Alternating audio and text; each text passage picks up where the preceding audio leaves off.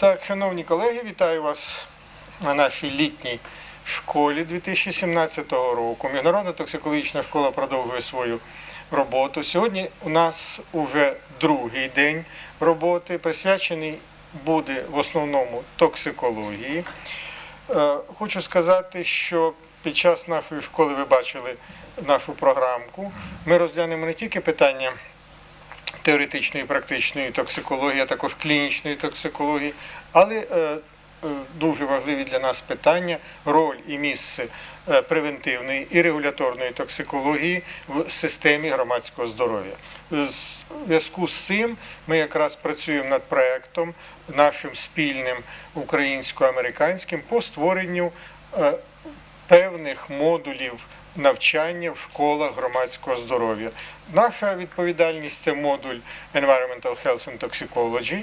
І якраз у нас сьогодні буде дискусія, не думаю, що довго, буде дискусія з цього приводу, яким чином ми можемо, співпрацюючи з нашими медичними університетами, класичними університетами, надати свій потенціал для того, щоб спеціалісти громадського здоров'я могли отримати відповідну підготовку. І ще дуже важливим для нас буде також, і це ініціатива наших американських колег, проведення в цьому році спеціальної конференції НАТО, присвяченої умовам, в яких відбувається формування здоров'я, умови виробничі, умови праці, але в першу чергу це умови середовища життєдіяльності людини в зонах військових конфліктів. Це дуже важливо, оскільки досвід світовий, в тому числі досвід наших колег, може допомогти більш ефективно використовувати в першу чергу потенціал системи охорони здоров'я, потенціал служби медичного забезпечення Збройних сил України і інших збройних формувань з тим, щоб і для військовослужбовців, і для цивільного населення створити найбільш оптимальні умови в тих умовах, в яких справді люди жити не можуть. І це тематика, яка нами підтримується. Ми з вами будемо працювати над тим, щоб все-таки зробити таку конференцію щодо середовища життєдіяльності і умов праці в зонах військових конфліктів.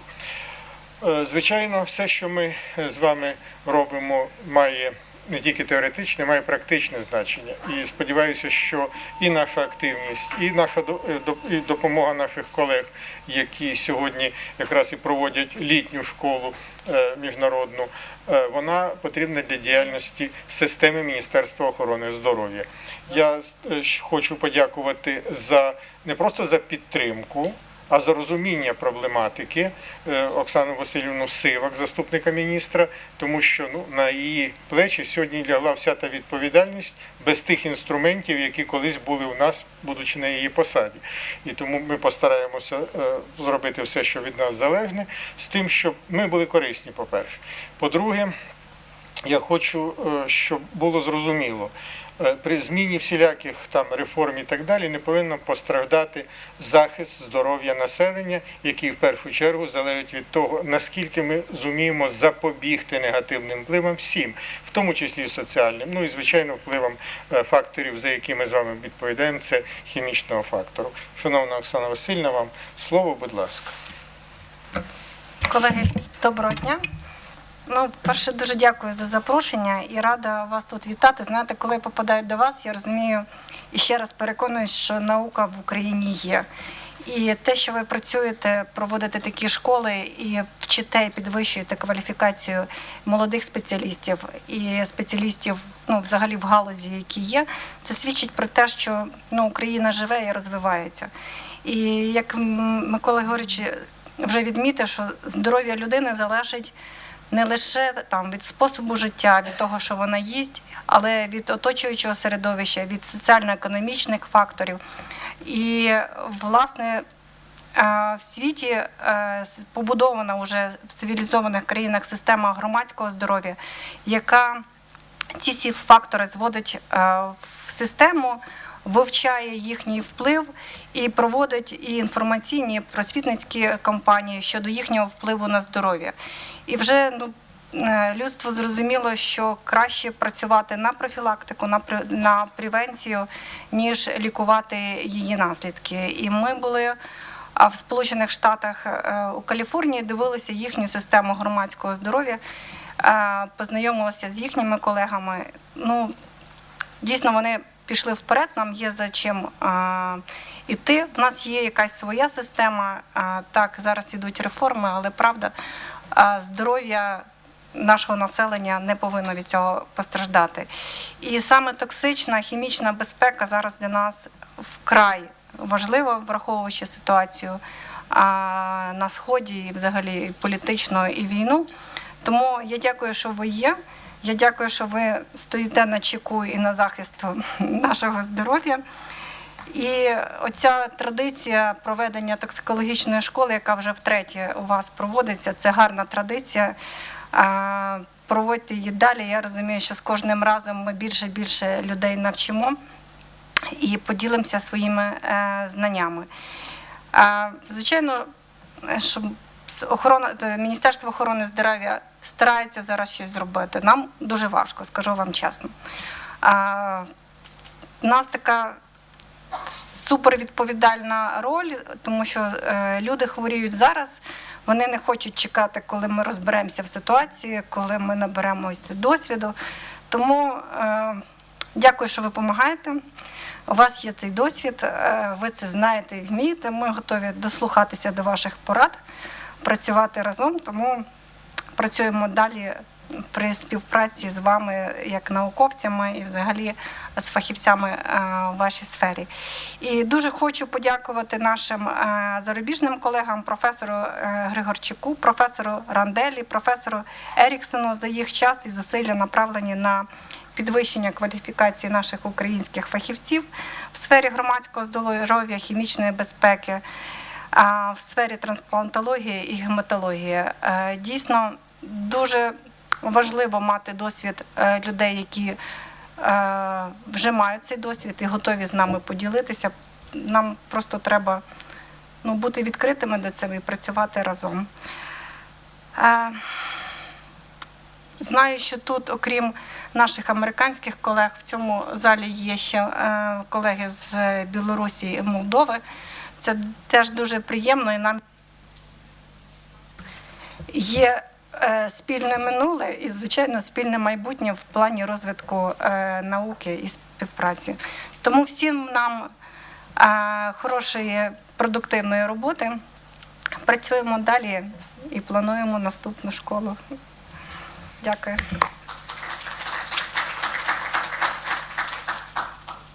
Ми не будемо порушувати традицію, оскільки маємо нагоду з нашими шановними гостями, професорами і з пані заступником міністра зробити спільну фотографію. Тому я всіх запрошую на вхід на фоні нашого банера, поки ще сонце сприяє такому знімку. Ходіть, зробимо фотографію.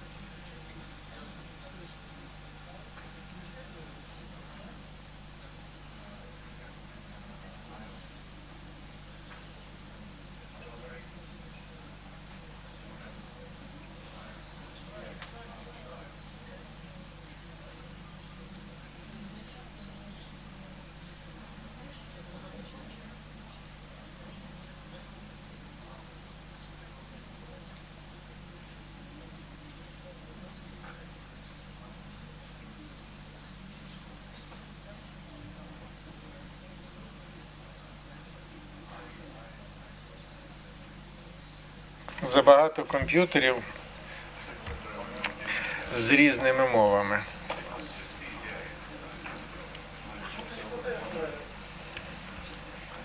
Так, вибачаємо, ще пару хвилин. Пан Еріксон хай вже приєднає його до проектора. Краще було дати флешку, ну там.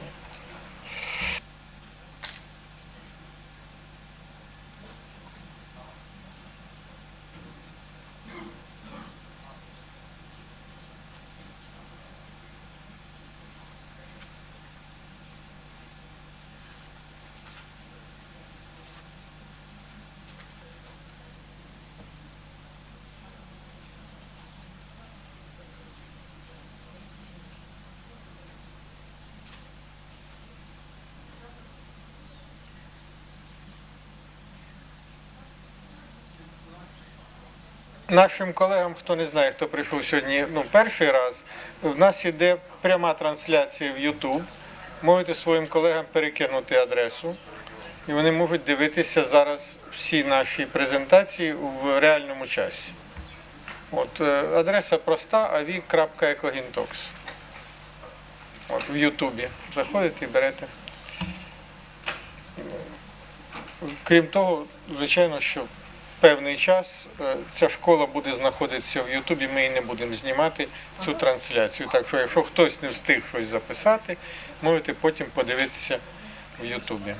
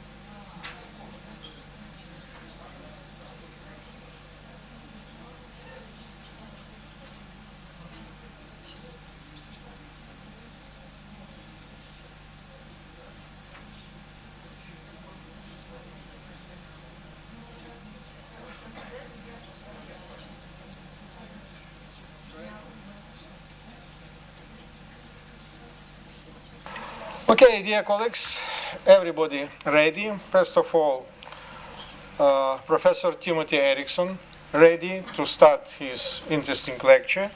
I would like to say again, thanks our colleagues from United States for the preparing this summer school and this very important for us topic of lectures. Okay, give your floor, Professor, and start your lectures. Thank you, Makola.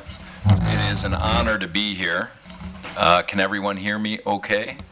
Okay. I'm sorry my Ukrainian is not proficient, so I'll have to deliver the talk in English, but very much appreciate being here. This is my fourth visit to Ukraine, and the city gets more beautiful each time, and the people are as warm as ever, and your hospitality is unmatched globally. And it is an honor to be here at this premier institution, the great work you do, the great work you're doing for the people of Ukraine during some times that are challenging. And it needs academia, it needs education, people like you making not only Ukraine better, but the world a better place in an era where there is much conflict and much uncertainty. Not just in Europe, in the United States as well, and certainly all over the world. So we're going to talk very briefly about the Harvard Humanitarian Initiative I'm part of in Boston, Massachusetts, in the United States. And one of the things we work on is climate change in conflict. And in those nations that are in conflict, Ukraine certainly being one, we're putting a lot of effort into Syria as of late. And when I speak about bioterrorism and chemical terrorism, we'll talk about Syria quite a bit, because it's very current and yet very appropriate for any nation in conflict, because the borders are blurred and people are using warfare that's not necessarily supported in the Geneva Convention, so to say the least. So with that, we'll move on to talk about a couple of things. First, just so you know about where I'm from and representing, we have a very unique initiative at Harvard University where we're looking at humanitarian crisis, and not just in war, but also natural disasters. And the tragedy is just when we're involved in one crisis, there's another. And the problem is going from one crisis to the other and not sustaining and really taking care of the first crisis. A good example of that is the Haiti earthquake, where now, because that was not so well taken care of post-earthquake, they have a large cholera epidemic. Okay, you look at Sierra Leone and Guinea and Liberia after Ebola, everyone poured a lot of effort into that, but where is everyone now, as those countries may take 15 to 20 years to recover their health care structure? So it's not just jumping from one crisis to the other, it is making sure we address the current crisis and then the rebuilding. And that is a part that is less glamorous, it is not covered in the media, and yet you have to go back and take care of. And this country is a wonderful example of doing that in the post-Chernobyl era. You have not forgotten Chernobyl. You continue to take care of the victims of Chernobyl. And I know Dr. Rondelli's here working on a bone marrow transplant for victims and liquidators of Chernobyl. And you're a fine example for the rest of the world of how you handle a disaster and take care of those people 25 years after. And that has to happen. The other thing we do is a lot of education, like this fine institute, and you pour billions and billions of currency, US dollars, Ukrainian, into places, again, like Haiti, and does it do any good? Does all the money and all the aid and everyone meaning well really do and have an effect. And part of what we do is evaluating that. So it's another thing we do. And here are some of the, just briefly, some of the things we cover. Peace and human rights, disease, humanitarian settings. We have a Women in War program. Unfortunately, there's many women that are involved in war, not just as soldiers, but often they're the most vulnerable, as are children. A translational justice program, youth in crisis program. We do a lot with technology and humanitarian and security with drones and surveillance and mapping of borders that are in conflict. Disaster resilience, civilian military engagement, and there is a lot of that more so in the world now. How does the military and the civilian innocent interact? Programs on humanitarian policy and law, implementation science, and what I'm most interested in is climate change in conflict. And so what I'm going to do is just walk over here very briefly and just switch over to a few slides on climate change and how it's affecting health. So I'll be right back.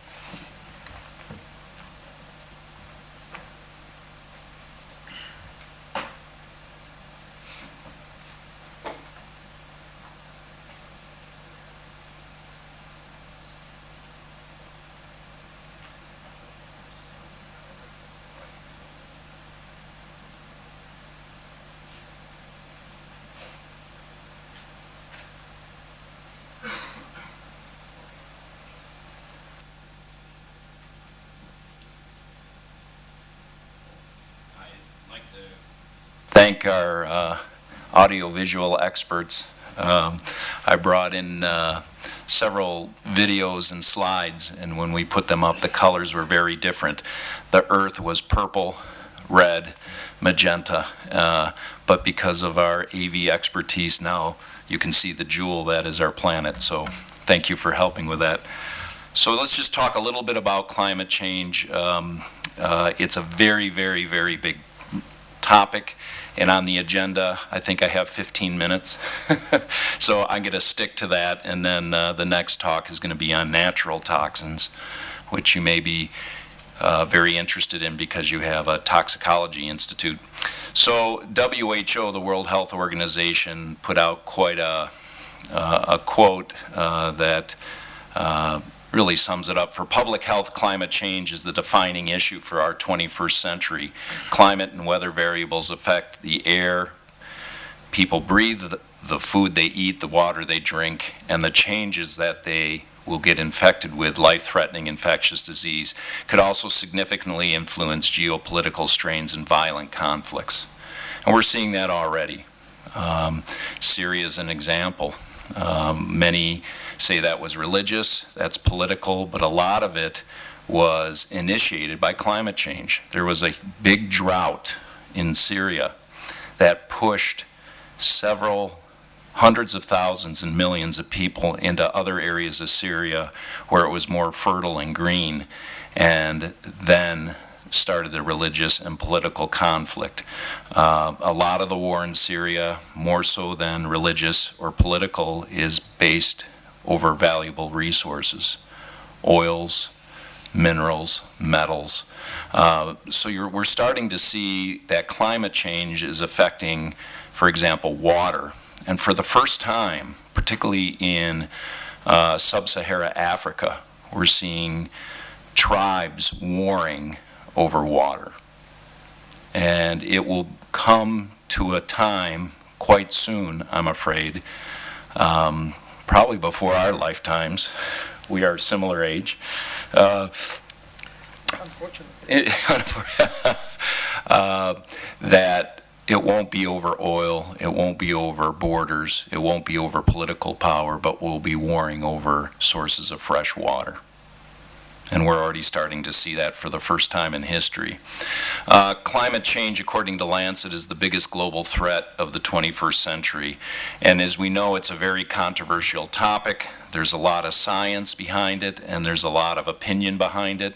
Some very good scientists feel it's just a trend, and we're a small blip on a timeline of humanity and the globe, and it really isn't anything that it's human-induced. we're just in a warming trend, and others say no, it's quite accelerated. And I think as scientists, educators, academicians, we need to be the voices of reason, and there's clearly something happening, and it's not just warming, it's extremes. We're seeing climate changes. So what I wanted to just briefly talk about is how it's going to influence human health. I could go on and on about the rising sea levels, the melting of the Arctic and Antarctic ice caps, but how does it affect human health? So several ways. With the extremes of weathers, we get poor sanitation. There's a lot of air pollution, and a lot of that is because even countries like Ukraine that is very committed to the environment and clean energy, solar, wind, hydro, clean burning coal, natural gas, when you're in conflict and when you're in economic strain, you may go back to burning of dirty coal and back to more primary mining that for many years was no longer acceptable because of the environment, and now, but people have to heat their homes. And so we're seeing that. Vector biology, Ebola is a very good example of that. Zika, dengue. Dengue is a very new outbreak that we're seeing because of urbanization. Storage of food and safe drinking water, we mentioned. Displaced populations. Not since World War II have we seen more of a migration of humankind than we are right now. And you are feeling it much more than we are in the United States, going through Europe and certainly through Greece and Turkey. And I know, of course, Germany's having issues. How many migrants should they let through their borders? And many countries now are consolidating, condensing, and putting up their borders. Our president is talking about putting up a wall. So how do you do this when migration, and much of the migration is pushed maybe not by war, but resources, and it has to do with climate, and then of course that brings out political instability. Here are some of the other things that climate change brings out: flooding, hotter temperatures, civil conflict, and you can see them here. And tragically, it's those that are most vulnerable. It is not us sitting around the room here. We are fortunate. We can take a climate hit. We can go in our air-conditioned cars. We can find clean sources of water. We can pay a little more for expensive energy. It's those that are most vulnerable: women, children, and those with poverty. And it's clearly that extreme weather events are increasing. It's well documented. And again, it's not just global warming. We're seeing more typhoons, more rain, more drought, very freezing temperatures, higher rainfalls, the extremes of climate. Humidity is going up all over the world, which contributes as well. And then we're seeing more typhoons and hurricanes than ever before. And this is well documented. With storms and flooding, crowding will have major impacts on infectious disease. People have not only lack of fresh water, but the vectors. It's like a petri dish. They seem to teem in these conditions. And we've seen this, again, not just with hurricanes and tornadoes, but typhoons, particularly in the South Pacific. This was just a one case disease cluster where they looked at Hurricane Mitch and its impact through Central America, and malaria went up dramatically, as did dengue, cholera, and leptospirosis. El Nino brings about extreme weather conditions, and many global scientists say, again, it's just a cycle. In this century, we're seeing more El Nino extreme, and it should go away next century, but we really don't know that for sure, but clearly it's happening all over. And as I said to before, it's those that are impoverished, those that don't have the ability to cope, those that have a very thin line of survival day to day that are most hit by climate change. And then everyone is now flocking to the urban centers. They're looking for jobs, they're following family, and it's harder and harder to sustain rurally. And all over the world, particularly in Africa and Asia, we're seeing this urbanization phenomena, certainly in China. And with urbanization, we get more heat-related illness. There's really an interesting heat island effect of urban centers. And with more heat goes more heat-related illness. And you can see the downtown area. This is the same climate conditions in a particular country. And you can see that the temperature extremes tend to hover in the urban area and less so out in the rural settings in suburbia and farmland. Recent heat waves we know of in a very civilized country like France. This happened in August in 2003. You can see how many people died. Very, very dramatic. And why did so many people die in Paris in August? Is anyone aware? Because my wife is French. It's the high temperature in August. So that wasn't unexpected. In Paris, it doesn't have much air conditioning because they never have these type of extreme temperatures.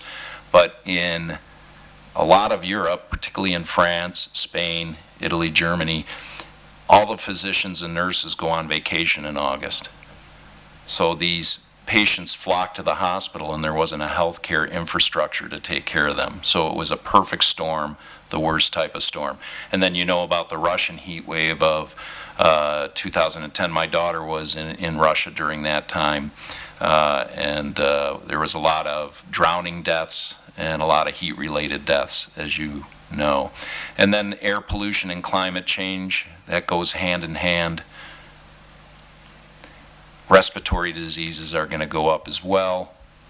And then safe water, and those most vulnerable are going to have the biggest issues. They spend literally their entire day looking for clean water sources. The amount of time women spend carrying water from their village and back, it's unbelievable.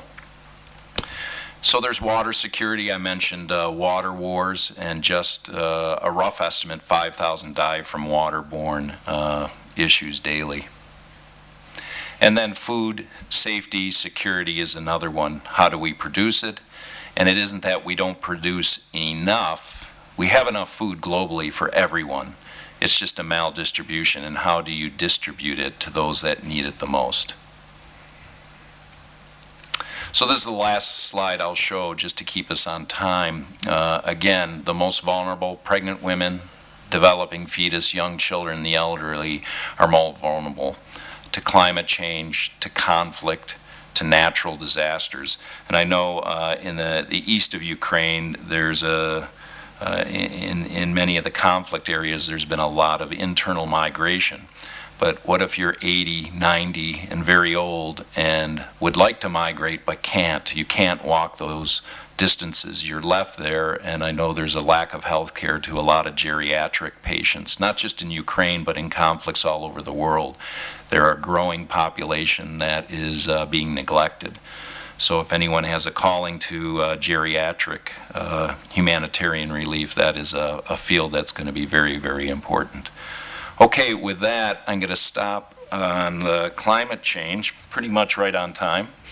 And happy to take any questions or comments, and then we're going to talk about a lighter topic, natural toxins, which is one of my favorite topics to talk about, and I really appreciate the opportunity to do that. But if anyone has any comments on climate change, how it is affecting Ukraine, how is it affecting Kyiv, how is it affecting your roles as toxicologists environmentally, I'd be happy to hear that. Okay, questions, comments? Okay, before you prepare your questions, I would like to make some small comments about very strong relationship between this lecture and next lecture, because the moving of the climate with high temperature, it creates a good condition for the development of different species. Each never be here. And for example, it's mosquito. it should never be a big problem in Ukraine, especially from the malaria point of view. Now it's one of the problems. And I hope that during your next lectures you can relate how it's possible to have in our territory this dangerous species among the different, for example, insect here, where our people never meet them at first, and our system of public health and system of health care have not any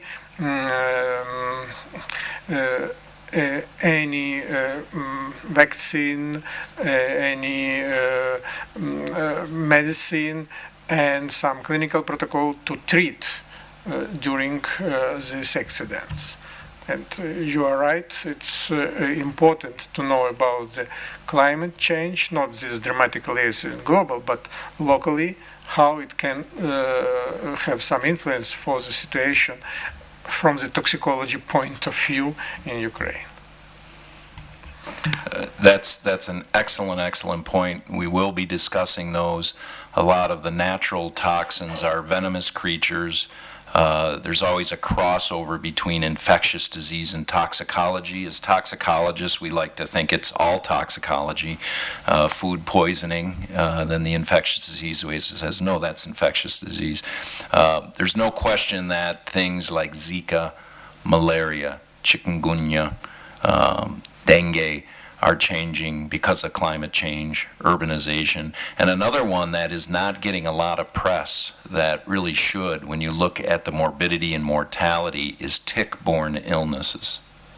And we'll talk a little bit about tick-borne illnesses in some of the biologic agents in my later talk. But tick-borne, Crimea, hemorrhagic fever, in this area, we've never seen hemorrhagic fevers from tick-borne going beyond northern Africa. Now it's going way into Europe. And Lyme disease in North America is running rampant. And it's not just acute morbidity, but mortality and chronic issues. So climate change is definitely affecting the arthropod world, and that's an excellent point.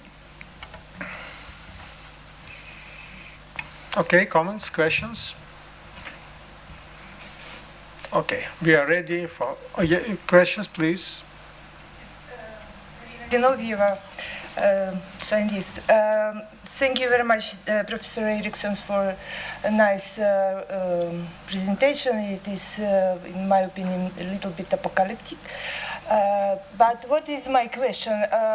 I see you gave us a lot of curves going up. But we know very well that all natural and economical processes are mostly wave-like. So it must be at the top of the curve, it must be point of bifurcation. So it must be a future anyway. Or it will be down, or it will be certain solution which stabilize the situation. So did you discuss any solution which could stabilize the situation? That is an excellent question. To talk about solutions to climate change in 15 minutes it'd be challenging for 15 hours.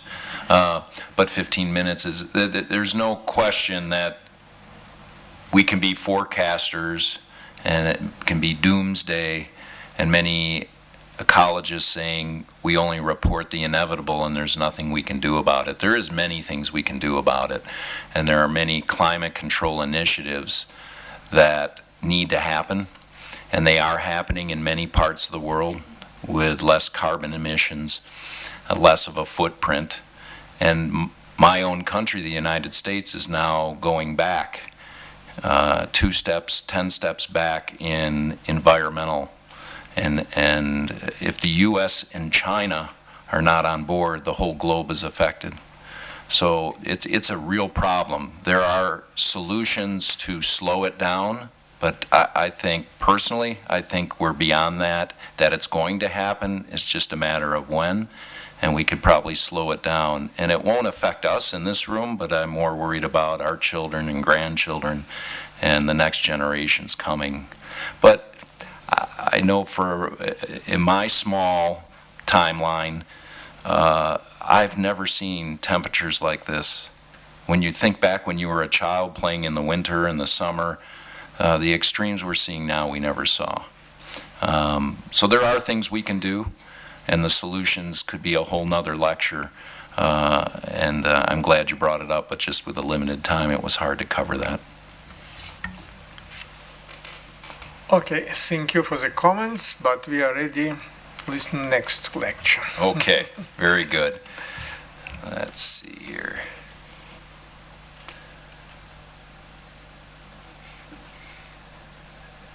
Try to control with the mouse. If I can't, I can just go back there. Maybe a little easier. On the natural toxin? Yeah. Thank you very much.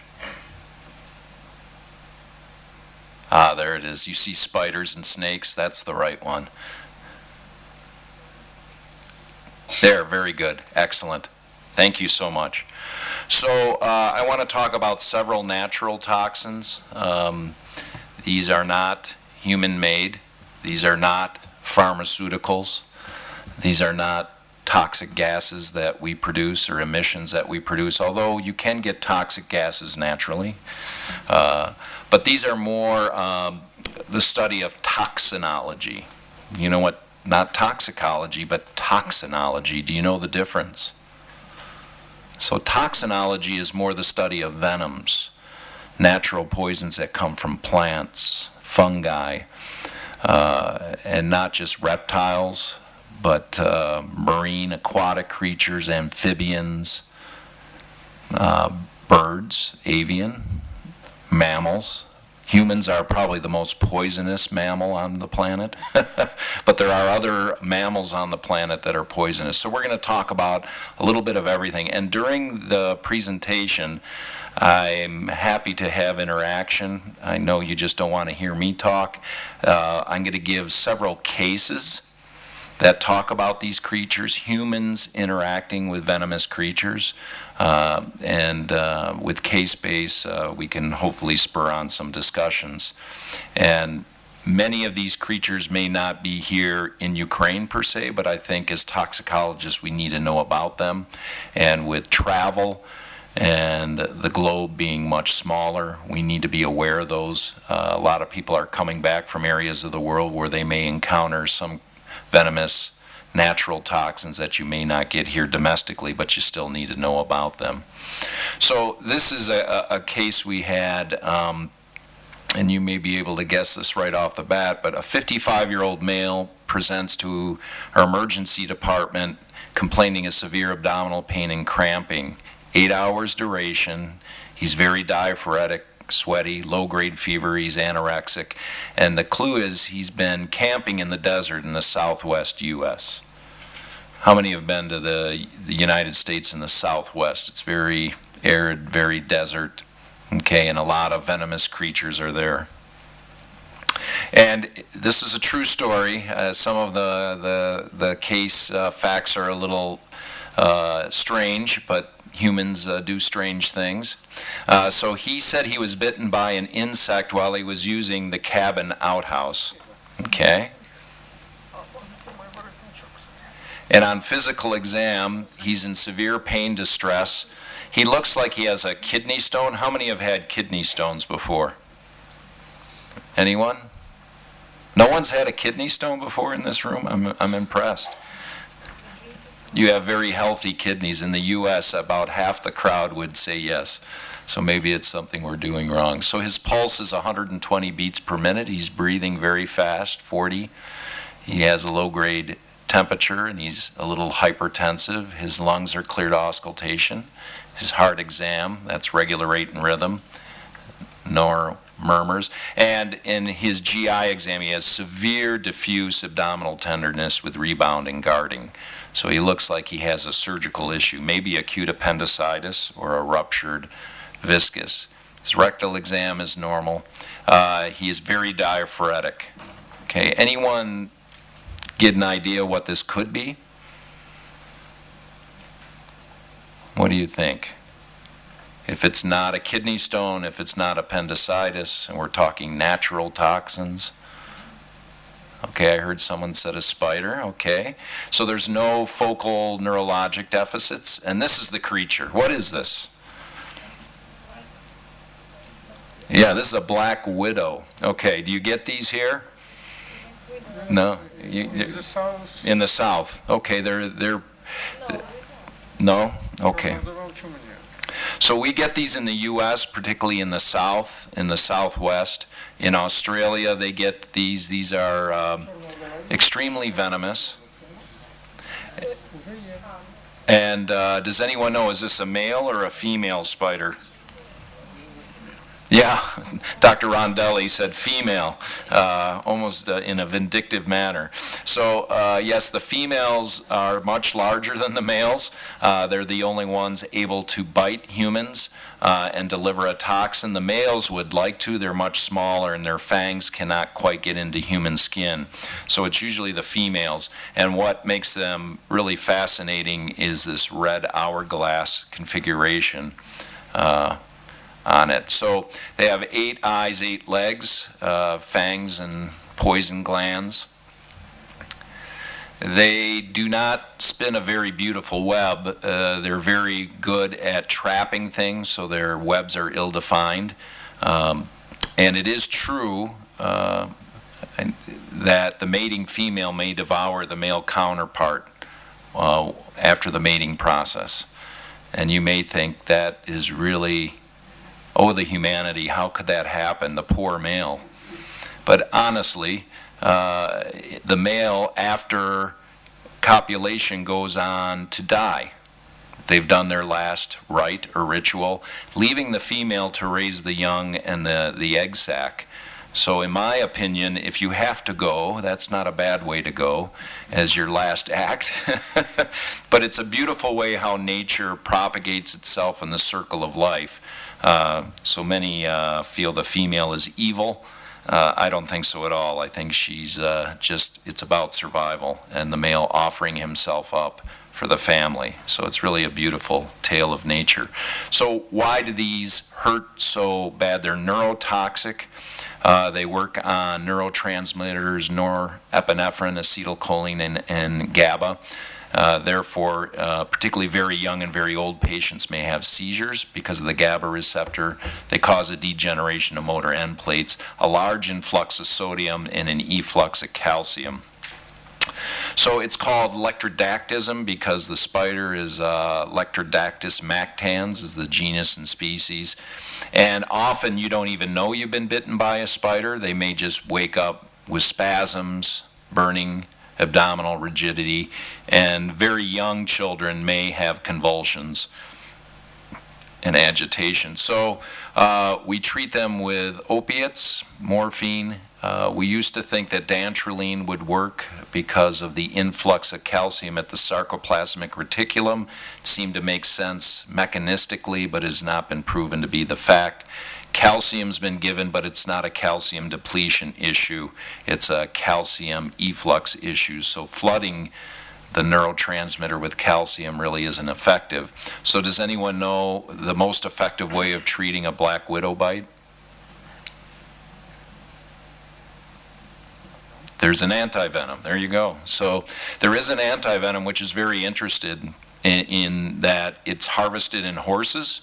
So you're giving the venom of the spider to a horse, and the horse then creates antibodies, and those antibodies, the sera, is then given to humans. So you can imagine that when you give horse sera to a human, that's not compatible, and there's often allergic reactions. But you have to make the decision whether it's a life-threatening condition, and those patients that are immunocompromised or very young, very old may do well.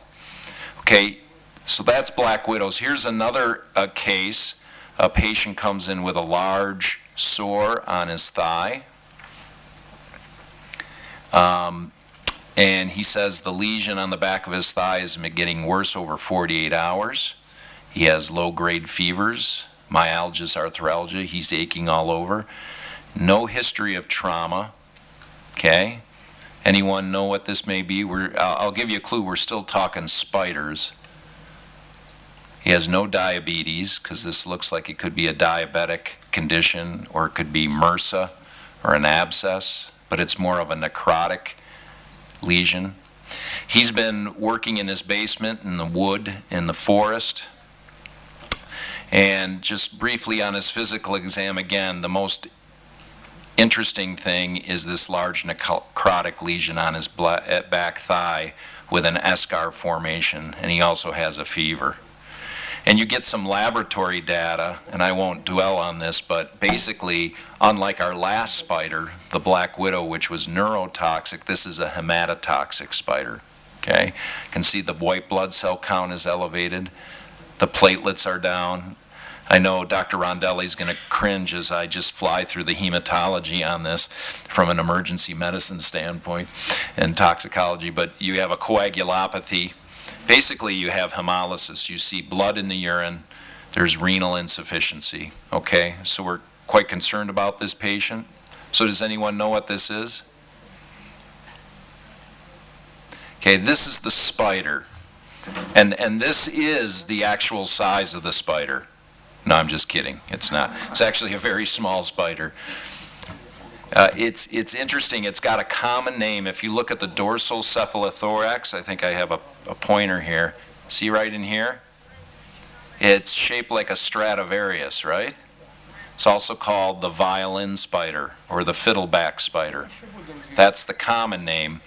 But this is a brown recluse spider, Lysosceles reclusa. We see a lot of these in the United States, and it causes a lot of necrotic ulcers. Do you have wolf spiders here? Do you have any spiders that cause necrotic lesions in Ukraine or the surrounding countries? No? So again, they're very small, the violin or fiddleback, and they're quite quick. So they'll try to get out of your way. They don't stalk you. If you let them know you're coming, they'll try to get out of the way. But if you put your foot in a shoe or put on an old blanket, go to an old cabin, they may try to defend themselves. And they're hematotoxic, blood toxic. They're actually more toxic pound for pound than the viper or the rattlesnake. They just don't inject as much venom, so you usually get local necrosis.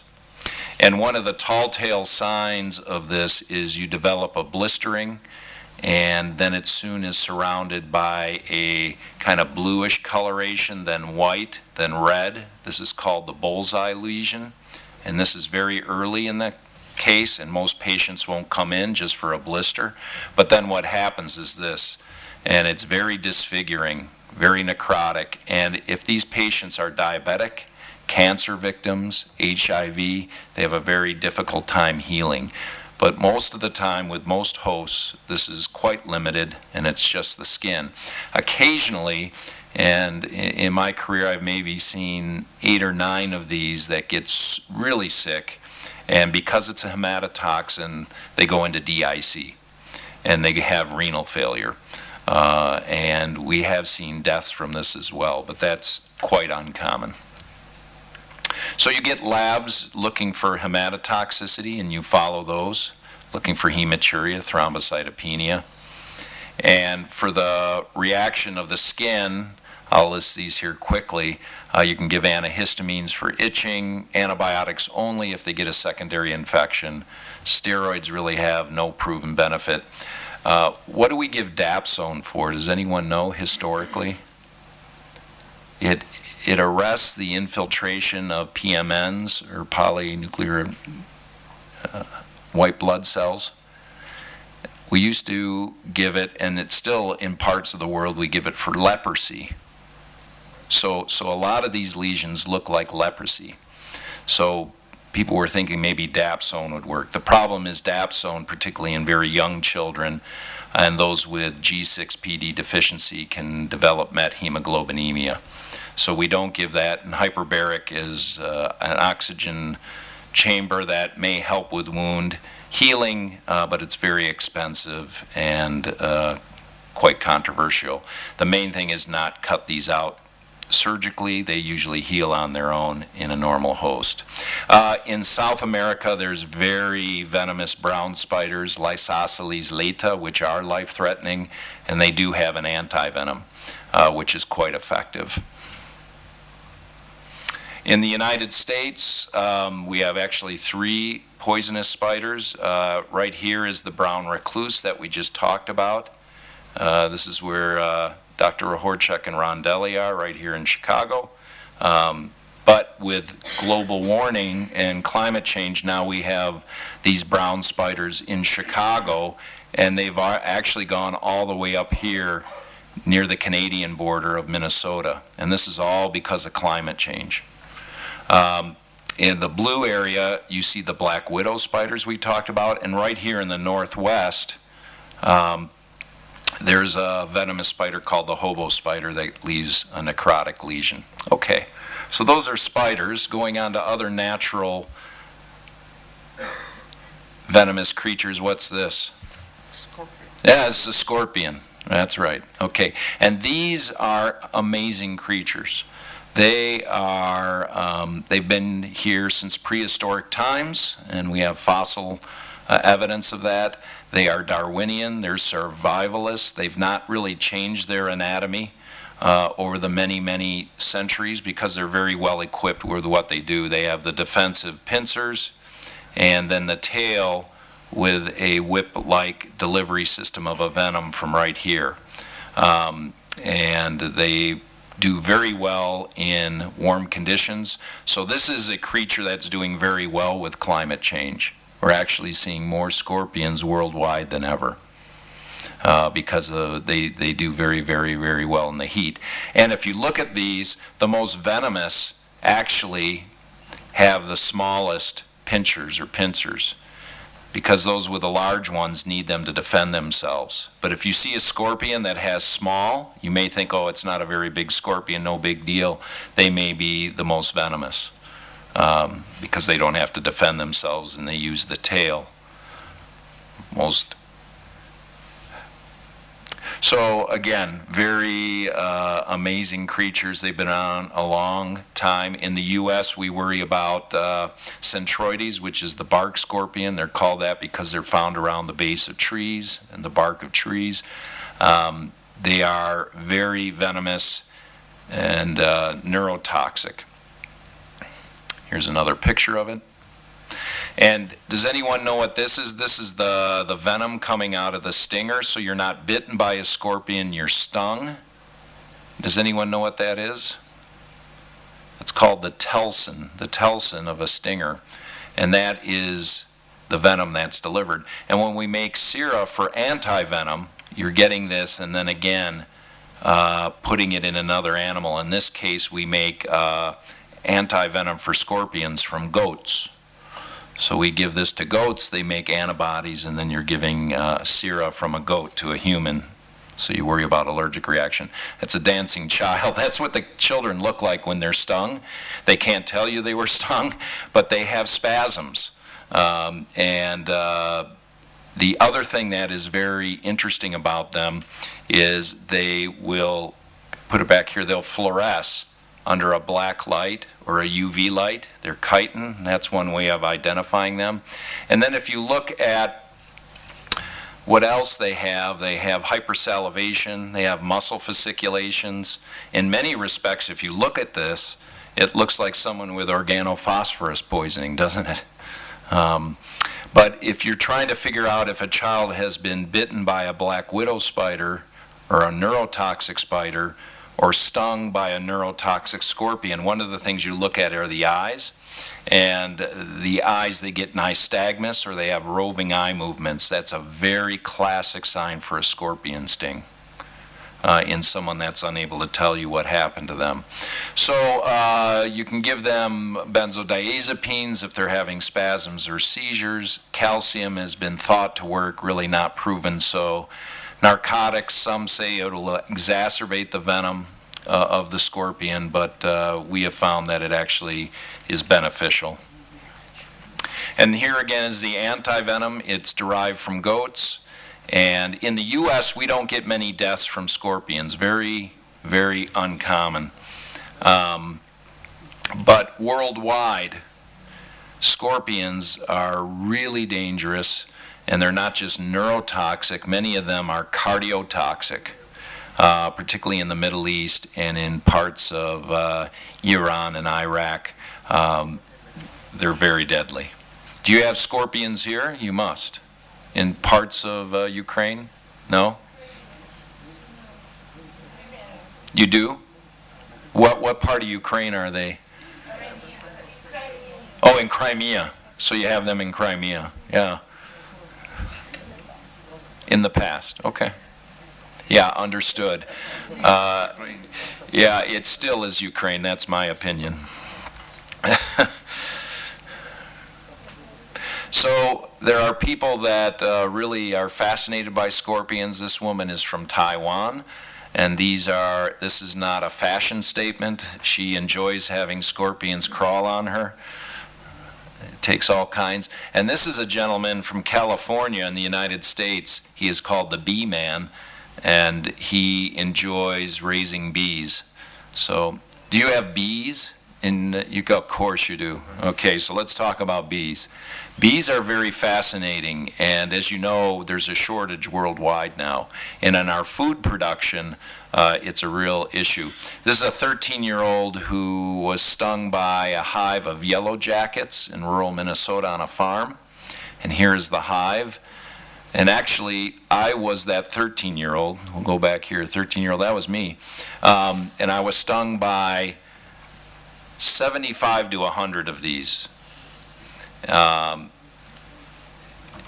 And here's my physical exam. My mom is a nurse, so she took very good notes. And while my cousins and brothers and sisters laughed at me because I was swelling up and I was having airway difficulties. But tachycardia, rapid respiratory rate, or tachypnea, and diffuse wheezing.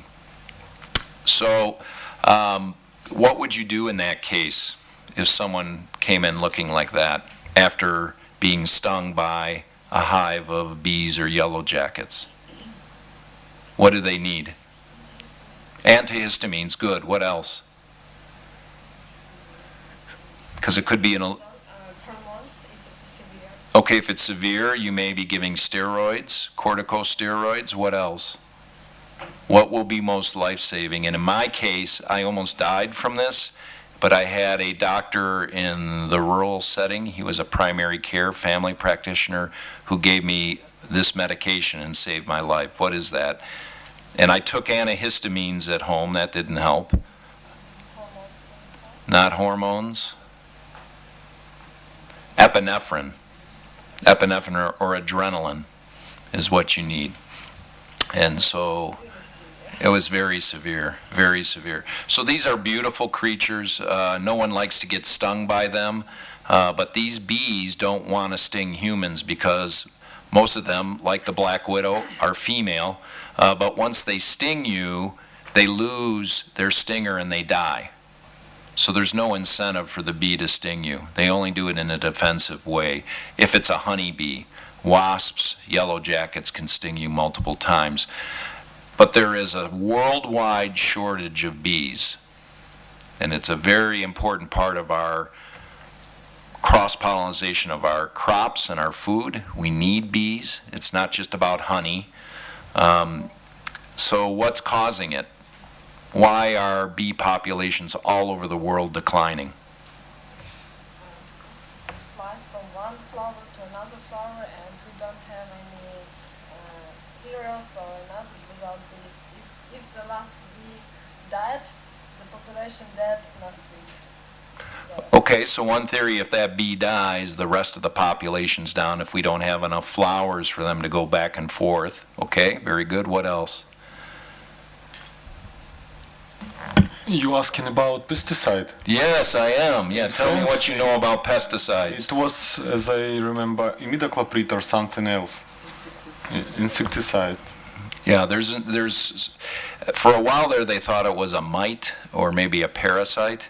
They discovered it first in Australia, then Israel, and then it became a worldwide phenomena, but it's looking like it's most likely pesticide related. We know the benefits of pesticides in many respects, but also they all have a toxic profile, and there's certain insecticides that are now going after bees. Dan, you're a pesticide, Dr. Rahorchek expert. Any opinion on that? It's called colony collapse disorder. Right. And I don't think they've identified the exact culprits. I think some of the nicotinic-like pesticides have been implicated. Correct. So these kill a lot of people. Some of it is because of an allergic reaction or anaphylactic shock. Others, and in my particular case, it's toxicity. When you're stung by 75 to 100, you actually get toxicity from the venom, and you get a different reaction. But most deaths, if someone has an allergic reaction from one sting, the next time they're stung, they may have a life-threatening event. So what were you doing? Dr. Rondelli asked what I was doing. I was I was underneath a wagon on the farm, and I saw the hive, and I thought it would be very neat to collect that and put it on display in my bedroom. And but I didn't know there were 1,000 bees in it, or I should have known. So I deserved it. The bees are not to blame. So again, honeybees, only the females sting, and they will die right after. So there's not an incentive. And that, as Dr. Rahorchek so astutely, and I didn't show him these slides, he knew about bee colony collapse disorder. The hornets and yellow jackets can sting multiple times. They're very aggressive. At least in the United States, one of the most common reasons for people being stung, particularly in the mouth, is they'll have a can of Coca-Cola or a carbonated beverage, which is very sugary, and the bee will go in it, and then they'll drink it, and it goes right down their throat. And then again, the bee, being defensive, stings the throat, and the throat has edema. What do you know about African killer bees? Anything? You don't see them here? Fortunately not. Now, these are honeybees. They're very similar to what we just saw. They were brought over from Africa to Brazil to increase honey production. So it was a hybrid, and the honey production didn't go very well. In fact, these bees became very independent and aggressive and would sting very aggressively, not just one, but thousands. And then they migrated north through South and Central America. Now they're in North America, in the south part of the U.S. So, not that they'll carry away small children, but they will sting, and they'll get in your mouth.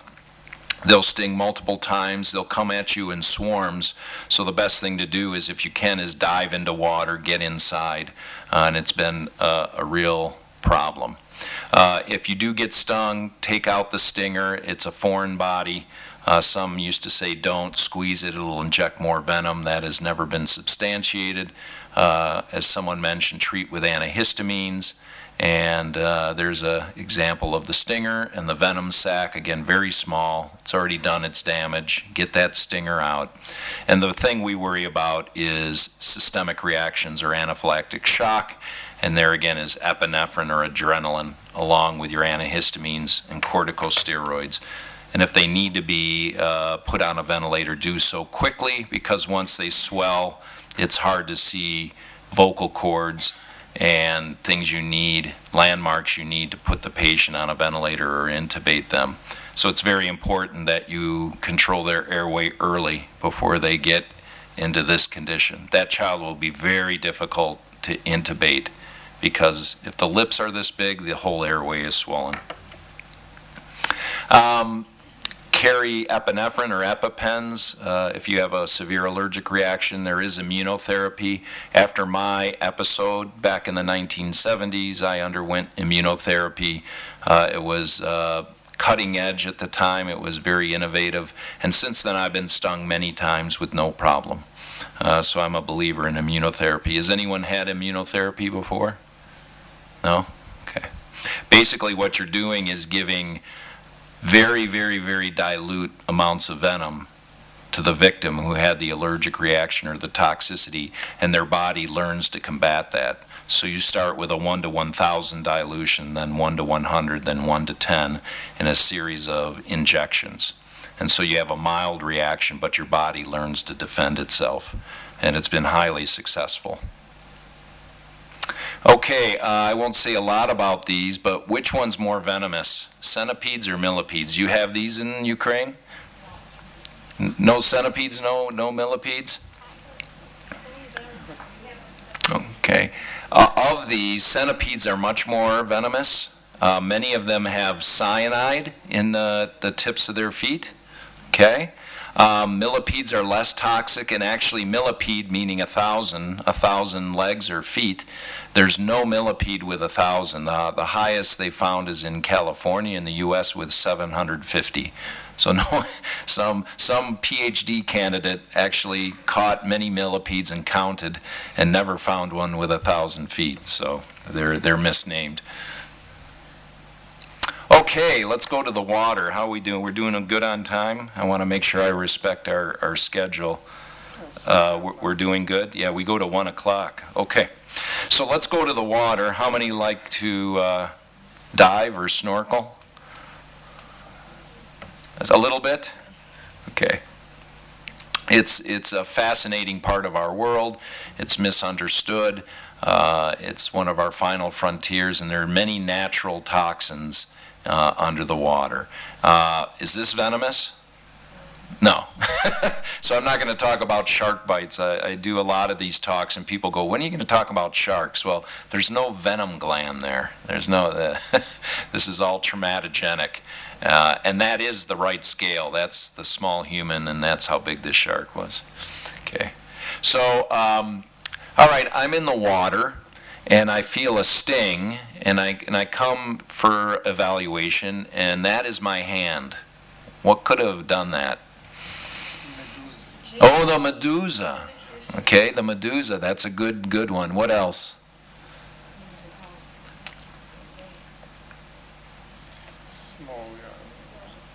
Okay, there's venomous fish. Okay, this is what did this. This is called a lionfish. It's one of the Scorpidae. There's lionfish, scorpionfish, stonefish. Stonefish is the most venomous. We're seeing a lot of these now along the U.S. waters. And they used to only be in the Indo-Pacific. Now we're seeing them in the Atlantic Ocean. Why is that? Global. Okay, there you go. So global warming. Anytime something bad happens, say it's because of global warming. So global, they do very well in warmer, more acidic water. The problem with global warming, it makes our coral reefs blanched, more acidic. But they tend to do quite well. Why else are they doing so well despite environmental changes? They're predatorial, and they are not very choosy, picky eaters, so they'll eat about anything. They breed very rapidly, and at least along the U.S. coast, the way they started there was someone had them as a pet. They're very popular in aquariums because they're so colorful, that someone got tired of it or had to move and threw them out in the ocean. And they trace back in one of the great marine epidemiologic case series and studies, they traced the hundreds of thousands of lionfish now in the Atlantic Ocean to 3 that were released in Florida by someone who was tired of taking care of them as pets. So you can see how humans really change the whole ecosystem.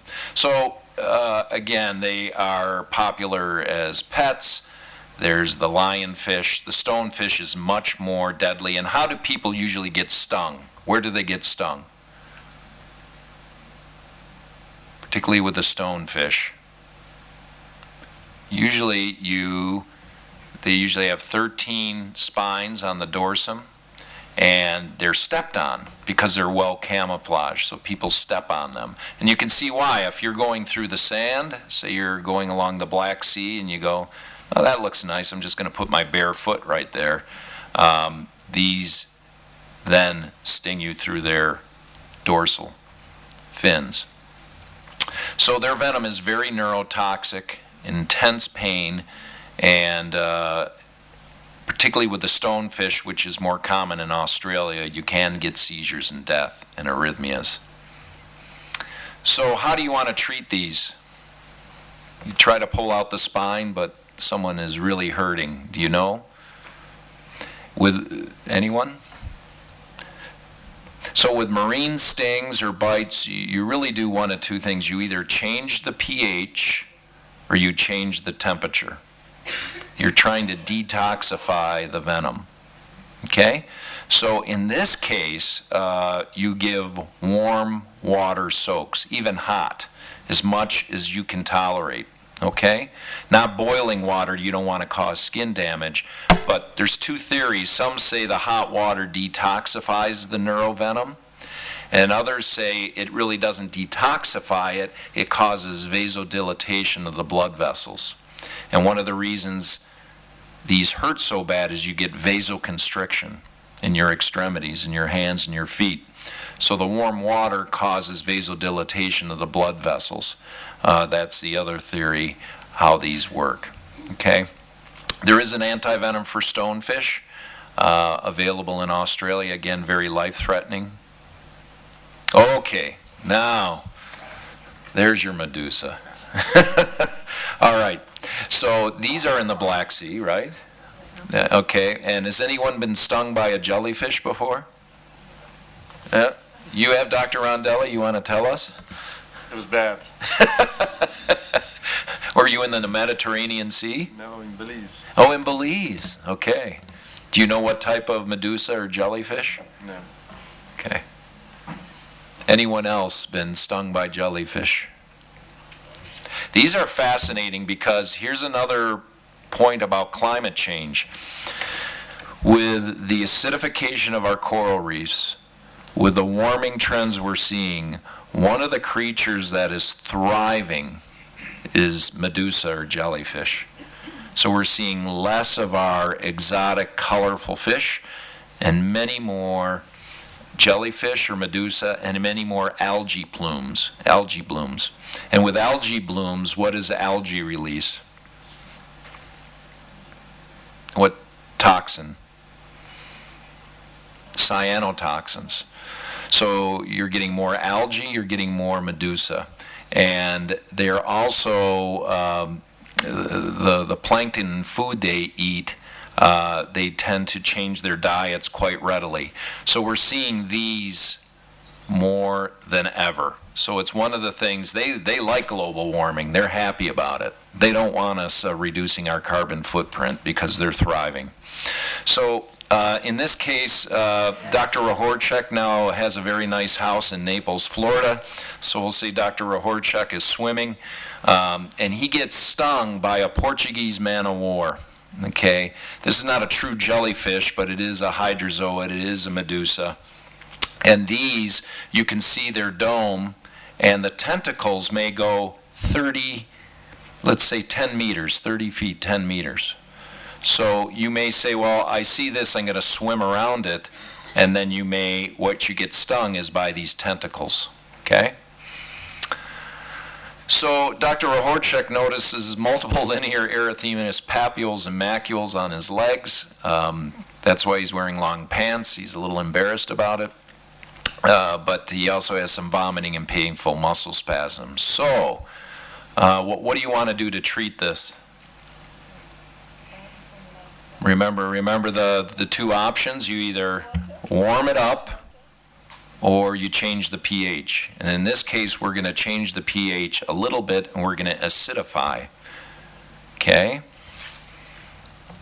So here are the Portuguese men of war. This is the Atlantic Ocean version. This is the Pacific Ocean version. Okay, so they're hydrozoa.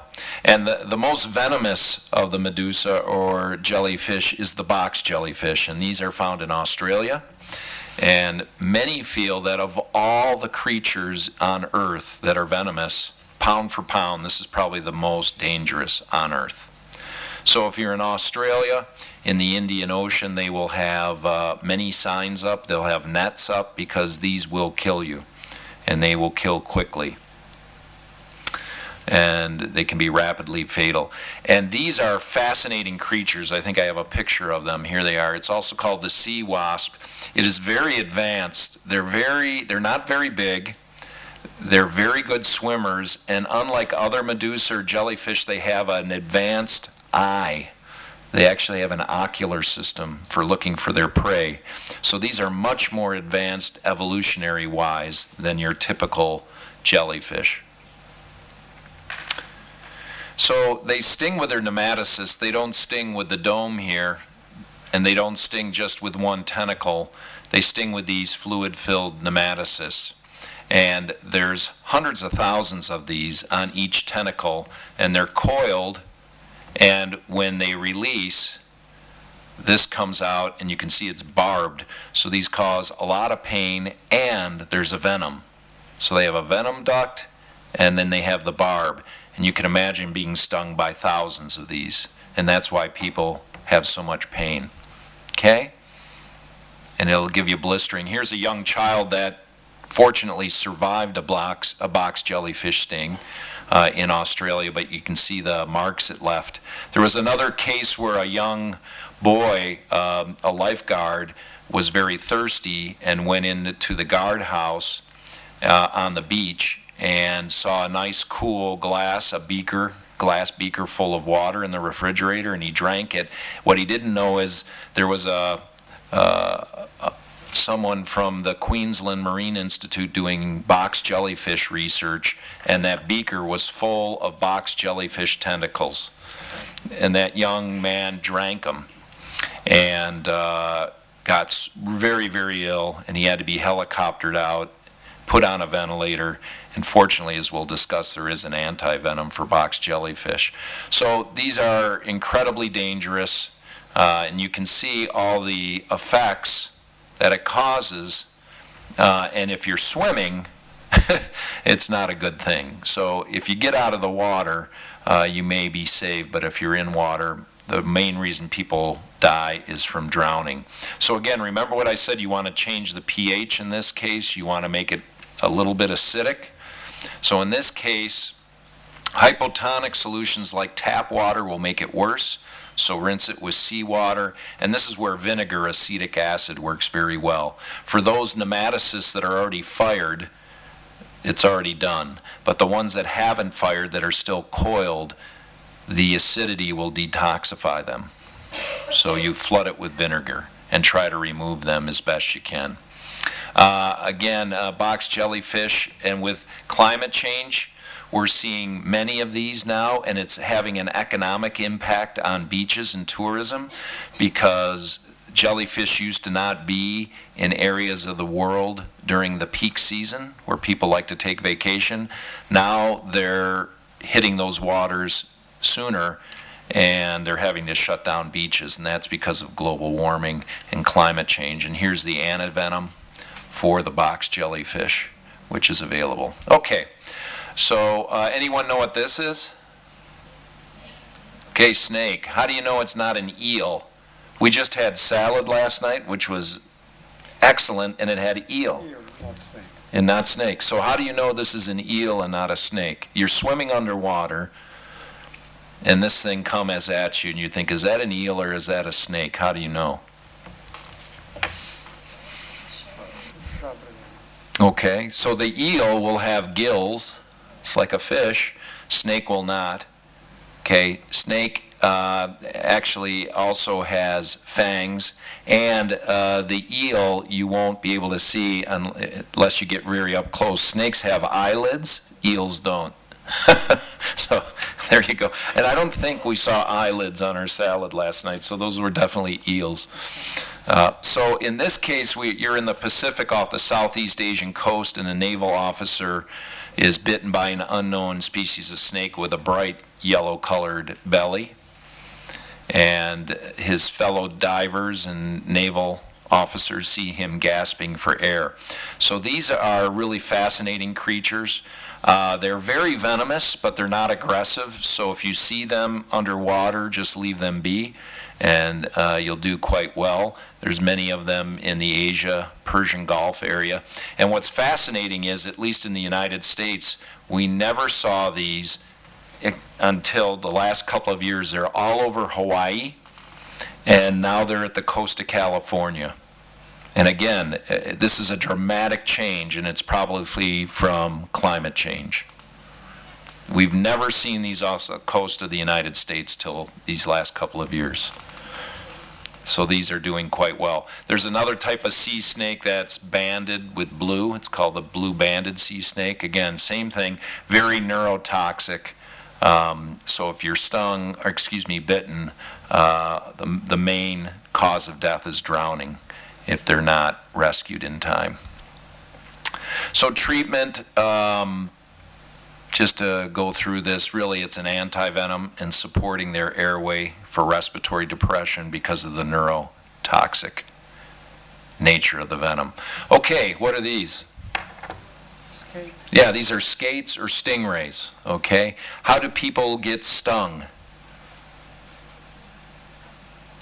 Yeah, you step on them, okay?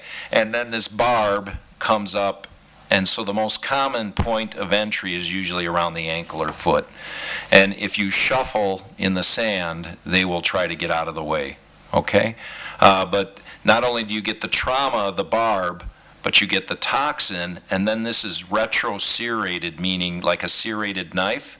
It's going backwards, so if you try to pull it out, you'll cause more damage and pain. So these are very well equipped. This is a retained barb in a foot, so you can see how large it is. Okay, and that is another one where you use heat. You use hot water. Okay, very briefly, here are some toxins that are associated with food poisoning. Ciguatoxins, scombrotoxin, saxitoxin, tetrodotoxin. So ciguatoxin is probably the most common worldwide. It shuts down entire fishing industries. It's a dinoflagellate which bioaccumulates in predatorial fish. So the larger the fish, the more likely it's going to have ciguatoxin. And it's heat stable, so you can't boil it away, and it causes a whole host of signs and symptoms. First, it's GI symptoms with vomiting and diarrhea, and then you get odd neurologic findings. If you're touching an ice cube, you will think it is hot. If you're touching snow, it'll feel hot. Whereas something cold, like a cold piece of metal, will feel very hot as well. So you get this very unique reversal of hot-cold sensation, and it causes neurologic deficits. So treatment is very interesting. Usually they're vomiting. Some have given amitriptyline, which is a powerful sodium channel blocker. It's also used as an anti-depression medication. Mannitol causes shifts in osmotic loads and has been used. And the main thing is just if you get large fish, be careful of that. I was just in Fiji, and they have a terrible ciguatoxin epidemic there, and they will not allow people to eat large fish unless you're a tourist. So when the U.S. tourists come into town, they don't say anything. But you always notice the native Fijians, when they're not eating fish, don't eat fish, because it's probably their ciguatoxin. Scombroid is very interesting. It looks like an allergic reaction. From tuna, skipjack, mackerel, bonita, mahi-mahi. I understand Dr. Rahorchek has scared you all away from ever eating fish because mercury, mercury, mercury, mercury, mercury. But if these are poorly refrigerated, you get a toxin, scombrotoxin, that makes the fish taste very peppery, Since it's not refrigerated well, and you see this with a lot of fish being flown all over the world because people want fresh fish, you get an allergic reaction. So it's very histamine-like, but it's not an allergic reaction. It's poorly prepared or refrigerated fish, but you treat it a lot like an allergic reaction with antihistamines. There's another thing called red tide or saxitoxin from paralytic shellfish from your clams and scallops, and this is another thing that has shut down entire fishing industries, and it has a curare-like effect. It's a neurotoxin, so you worry about the patient's airway, and you really need to watch them closely. Here's another case. So you're sailing on an expedition to several small Pacific islands, and your group is treated to a large fish meal on a small uncharted island. And there's anyone know where this island is? That's not England, that's not Stonehenge.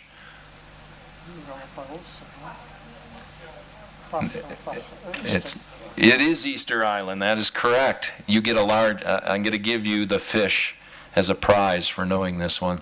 Because you're traveling and you get vomiting, dilated pupils, and you become catatonic with a blank stare. So Easter Island, actually what country is Easter Island part of? Chile, very good. How about the Galapagos Islands? Is Ecuador. Ecuador, yeah. So these are tetrodotoxin from the pufferfish or the blowfish, also the California newt, the eastern salamander.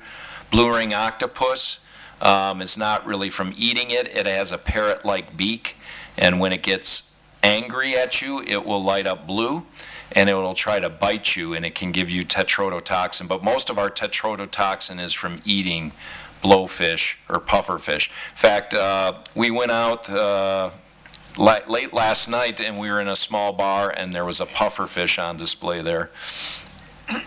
So this is a heat-stable sodium-potassium pump inhibitor, and it is highly threatening. In fact, in ancient Haitian voodoo cultures, they used to use tetrodotoxin powder to put their victims asleep in a zombie-like state.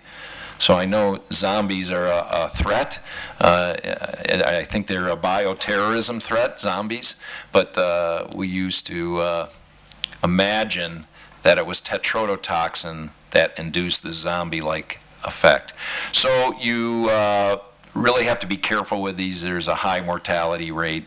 You got to watch their respiratory status, and things like neostigmine and endoforbium may help restore. Okay, so that is it on the marine. I think we're doing good on time. Any questions? Anyone want to go swim? No? Not so much? Maybe in the Black Sea, huh? Okay. All right. This one's interesting. Makola asked me to make sure I covered amphibians because you may not see many of these. Now, with climate change, amphibians are like a barometer. There's no type of animal that's suffering more from climate change. Remember, the medusa are doing very well.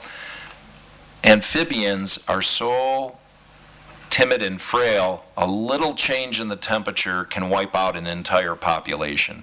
So what we're finding is in our lifetime, there are more amphibians going extinct than any other type of animal. And if their water temperature or the amount of water changes, it is life-threatening for an entire population. So there's poison dart frogs that are indigenous to South and Central America. The natives there use their secretions from their skin for poison arrows. And they're really quite fascinating. If you like toxins, they have bacrachatoxin, they have histrionic toxin, and you can see an epidanidate toxin.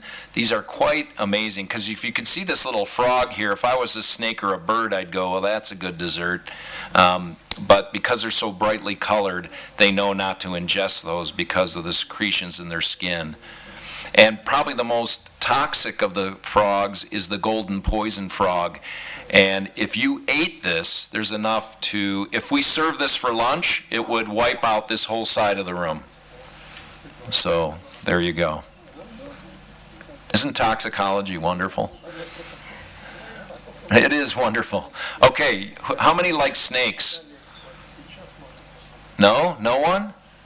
What is the phrase fear of snakes? What is that? It's a Greek term. Ophidiophobia. You know all your phobias? Okay, like hydrophobia, fear of water. Iatrophobia, fear of doctors, right? Agoraphobia, fear of other people. Okay, but this is ophidiophobia. Penthrophobia, does anyone know what that is? It's fear of your mother-in-law. That's true.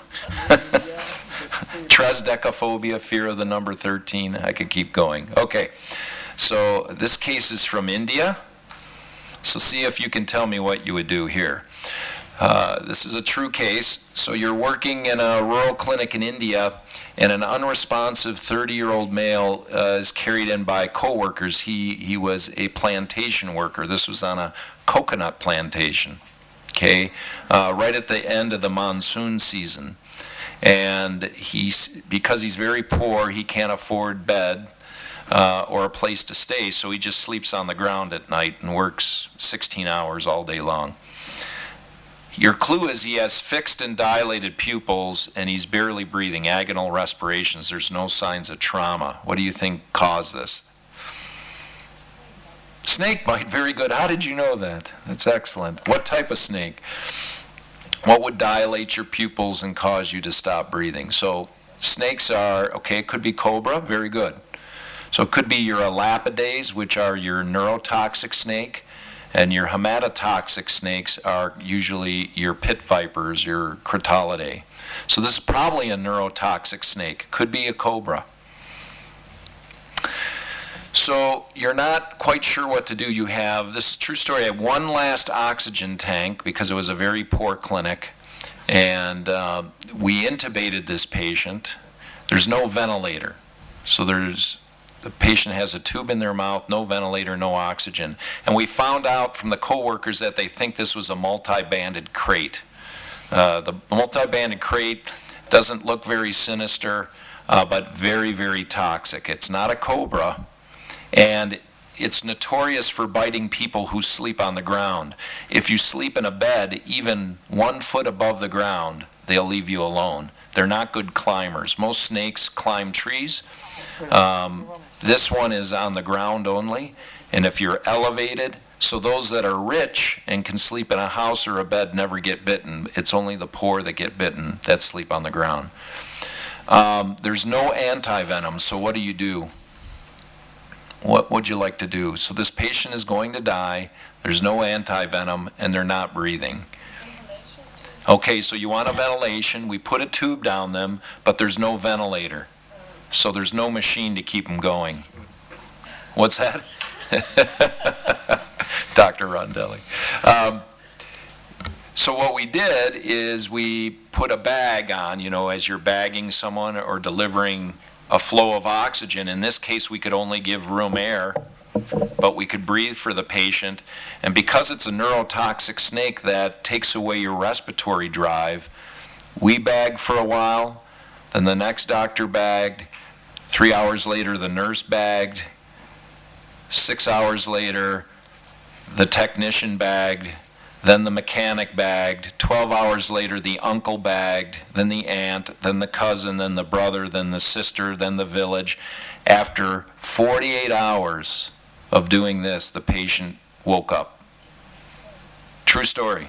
So you just have to keep breathing for them and outlast the venom. What's that? Just his brain, everything was okay? His brain, yeah, he actually recovered. His neurological system. Neurologically, he did quite well. I think he was a little slow after that. I think he had ophidiophobia. Okay, this is the most venomous snake in the world. Does anyone know? This is, LD 50, lethal dose 50. You should know that for all your pesticide work and all the toxicology work you do. So the lower the LD50, or the lower dose that it takes to kill off, say, 50 of 100 rats or humans, the higher the toxicity. This has a very low LD50, very venomous snake. A bite of this snake will kill everyone in this room. There's enough toxin to kill everyone in this room, up to 100 people. Now, it'd have a tough time biting all of us, but my point is just the venom is so lethal. Does anyone know what this is? What continent do you think it is? What do you think? You got 7. You think it's Antarctica? Okay, we got 6. This is actually in Australia. This is called the fear snake or the inland taipan, and it's the most venomous snake in the world. This snake has the largest fangs of any of the vipers. It's called a Gabon or Gaboon pit viper. And we had a bite of this, Dr. Horchak may remember, in Chicago. Someone that illegally got it on the internet, brought it to Chicago, and it escaped out of his apartment aquarium and bit someone. And then the question is, where do you get the anti-venom? So if you're in the middle of Kyiv or Chicago or Los Angeles and you get an exotic snake bite, maybe it's a mamba, a cobra, a crate, how do you get anti-venom? Some can get it through a poison center. In this case, we got it through the zoo, and we're able to save this individual. Here's some other snakes. Here's the Indian cobra, probably the largest of the venomous snake. Here's a temple viper. Here's a Russell viper. Here's an emerald viper. You can tell they're viper by the triangular shape of the head and their elliptical eyes. What type of snake is this?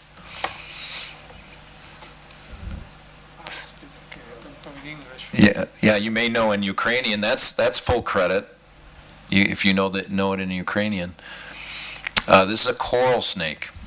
These are Elapidae. They don't strike. They have to you hold them. These are in Arizona of the U.S., Florida. And it's very interesting because if you know the snake well, there's an old poem that if the bands red on yellow will kill a fellow, red on black, venom lack. So you look at this and you think red on yellow, this is very venomous. Don't touch it, don't pick it up. Then you look at this one, you go red on black, venom lack. And you think, oh, this is a nice pet. I'll pick this up. So Dr. Horchak and I did work in the Amazon with gold miners and mercury poisoning. See, everything about Dr. Horchak always comes back to mercury. So if he ever asks you a question, just say mercury, and you're right 80% of the time. But anyway, we're doing mercury research, and this came upon this snake, and I thought red on black, venom lack, so it's non-toxic. So I was going to pick it up. So the translation from our Yanomami host, the tribe in that area of the Amazon, and then came back to us, and it was, "You stupid American." This is, your little poem works in the United States, but here in South America, this is a very, very venomous coral snake. And you can pick it up, but we're not going to carry you out of the jungle. You're on your own. So, again, just don't mess with them. This is a cantil in South America. This is a bushmaster. Very venomous. And then you get non-venomous snakes. These are anacondas and boas. They're constrictors, but anaconda will swallow you. So you probably want to keep away from that. Here's a case we saw. My brother lives in New Mexico, and he called me because he had a friend who was the victim here. So a 31-year-old male presents to your emergency department after getting bitten on the arm. He was in a Native American sweat lodge cleansing ceremony. These are really interesting. You go into these lodges and they turn up the heat, and you sweat and you hallucinate, and it's supposed to be a cleansing. You find yourself and you find the meaning of life. Well, all that's good until he was bitten by a Mojave rattlesnake, and then it went very bad. And here it is. And also, to make things worse, so he's got hyperthermia heat stroke, he's dehydrated, he's bitten by a Mojave rattlesnake, and he is also doing peyote, which is a hallucinogenic. So he's hyperthermic, delusional. For Dr. Rondelli, there you again, hematotoxic. And in this case, because he was so sick, we gave him antivenom, credolide or crofab. It's much like digibine and digitalis poisoning, and works quite well. And he got a total of 10 vials and did quite well. Again, you're giving horse sera to humans, so oftentimes they'll get serum sickness or an allergic reaction. So in North America, there are venomous snakes, rattlesnakes, cottonmouth, copperhead, Cistrussus massagua, and then the coral snakes we've already discussed. The biggest that we have is the eastern diamondback. You can see why it's called a diamondback. And there's the western diamondback in the desert, very well camouflaged. This is the Mojave that bit our patient in the ritual, and that's a massagua, which is in the Great Lakes district of the U.S. So in the United States, we get many snake bites, but even with the venomous, we only have 5 or 6 deaths per year. Very little. Worldwide, how many deaths do you think there are from snake bites? Snake bite. How many people die worldwide of snake bites? It's hard to say because many are remote. Poor countries, they don't have epidemiologic data. But the World Health Organization just put out an estimate, 150,000 deaths per year. So many of our infectious disease that we always talk about and put a lot of effort into, there's now a new movement to supply low-cost antivenoms to places like Sri Lanka and India and Thailand, Africa, where many, many people are dying and have no antivenom, no antidote, and trying to, it's almost to the tune of HIV meds need to be affordable. Cancer chemotherapy agents need to be affordable. Dr. Rondelli's really leading a campaign on that everyone should have the right to affordable medication. Antivenoms are very, very expensive, and if you have 100,000, 200,000 people dying a year from it, we should make these more affordable. Mostly bitten in the upper and lower extremity. Other is usually an interesting case, either on the tongue, some on the genitalia. It's always, with those happen, it's usually because there's alcohol involved. It's not the snake's fault, it's usually the human's fault. Pit vipers, you can tell they're venomous by their triangular or arrow-shaped head. Non-venomous, at least in the United States, are round. Elliptical eye, heat-sensing pit. Venomous, round eye, just a nostril, non-venomous. And they're anal scoots, if you really want to get personal with them. Single row venomous, double row non-venomous, and then you look for a rattle or a non-rattle. And this works in the United States, but again, internationally, remember the crate case we had? Cobras, mambas, all look like this. So these could be a very venomous snake internationally. They're very fast strikers. Most people in this room can outrun them. Mambas can go about 14 miles per hour, so they're very fast. Snakes have a parotid or venom-like gland into a hollow fang, so most bites you'll see 2 fang marks. Sometimes you'll get immature fangs, so you may see more than 1 bite mark. Non-venomous, horseshoe-shaped bite, maybe less fangs, but again, that's true in North America. Worldwide, this could be a very venomous snake. Snakes do not want to fight their prey. They'll either want to paralyze them or have their hematotoxin auto-digest the prey, and then they'll go back, disarticulate their jaw, and swallow it. They don't want to fight it. But you can see the venom is fascinating, particularly rattlesnakes. A lot of our therapy, like streptokinase, TPA, the things we give for stroke and acute myocardial infarction, are based off of knowledge of rattlesnake venom and all the components in it that causes thinning of the blood. Snake bites may just be a little puncture wound, but if they progress, you can see them swelling quite quickly. This gentleman was bitten in the hand, but you can see the systemic effects. Again, hematotoxicity and blood thinning. If they're bitten right into an artery or vein, they can go into shock, coagulopathy, and DIC. If you know what the snake is, that's fine. Most of the times you don't have to identify it because the treatment's going to be the same, the antidote's going to be the same. You don't want to put a tight tourniquet around it because that may actually cause more ischemia of the limb, and you'll do more damage by putting tight tourniquets on it. And if you see a patient with this, then you may want to slowly release it and even start the antivenom. But the best thing you can do with a snake bite is get them to the hospital, a mobile phone, car keys, helicopter, and you don't want to cut it. You don't want to suck the poison out. That's an old wilderness first aid remedy, but it really causes more damage than good. Try to get a hold of a snake expert if you're not sure what you're dealing with. Get labs that look at hematotoxicity, particularly for the pit vipers.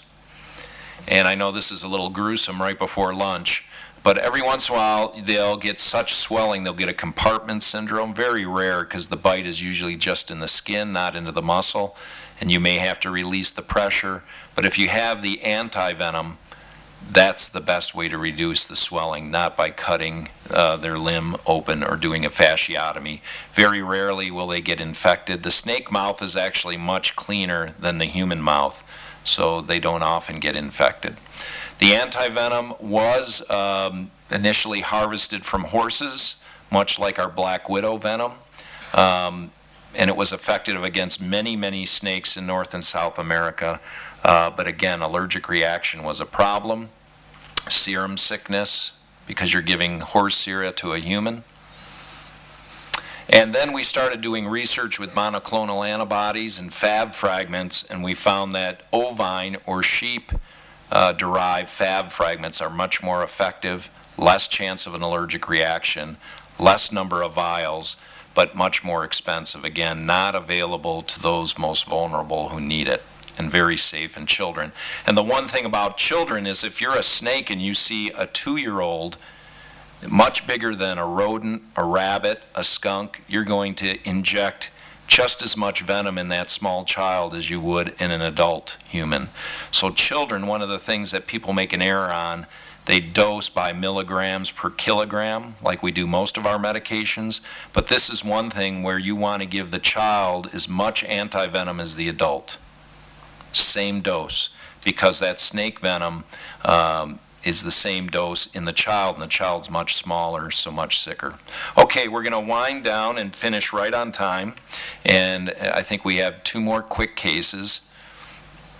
So you're in Alaska, and you're asked to rescue a 17-year-old male who's been hiking in the wilderness over 2 weeks during the summer. How many have been to Alaska? It's one of the... You planned and never made it? Yeah? It's beautiful. Okay, so he started shaking all over, it sounds like seizures, after eating a weird-looking wild carrot. And this is it. So he ended up eating not just poison hemlock. Do you know the famous person that died of poison hemlock? And Socrates, very good. Excellent. I owe you a beer for knowing that. That's you're a Greek scholar. Yeah, so Socrates, yes, that's exactly. But much more poisonous, and probably the most poisonous plant in the northern hemisphere is water hemlock, and that's what this young man got into. It has cicutoxin. The poison hemlock is conotoxin. It has a nicotinic effect. This is a very toxic seizure-producing plant. Does anyone know these plants? Any botanists in the crowd? Not in Ukraine? These you probably have in Ukraine. What are these? Yeah, they're beautiful. Yeah, Convalarium, very good. I owe you a beer for knowing the genus and species. These are very popular in Europe. I know in France they're called Mayflower because they come out May 1st.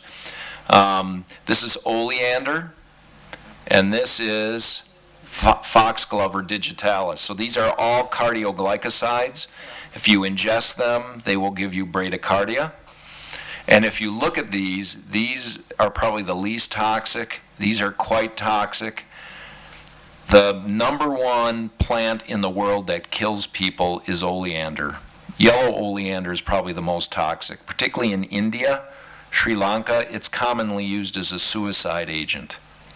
It grows all over. It's a very hardy flower. And many people, particularly young people, and the young people that are taking this plant, it's an epidemic now in India, are young people who take exams to go to college, and when they fail or don't do well on the exam, they cannot go to school, so they have to do menial work. Oftentimes they have to do an arranged marriage, so they're 15 and have to marry a 45-year-old man. Because of that, there's been a real problem of suicide deaths from oleander in India. All right, I know you love mushrooms here. You are mushroom experts. I think I love mushrooms as well, and I am a toxicologist, but I think what we see in the United States pales in comparison with what you see here. I know you're mushroom experts, so I saved the best for last. I love mushrooms. They're very important in our culinary. But these are the toxic ones, and we could spend a whole lecture on these. Cyclopeptides are the most dangerous, and I know you have them here. Gyrometrin, the muscarine, the corporin are very interesting. You get an antabuse or alcohol reaction with these. Ibutinic, the hallucinogenics.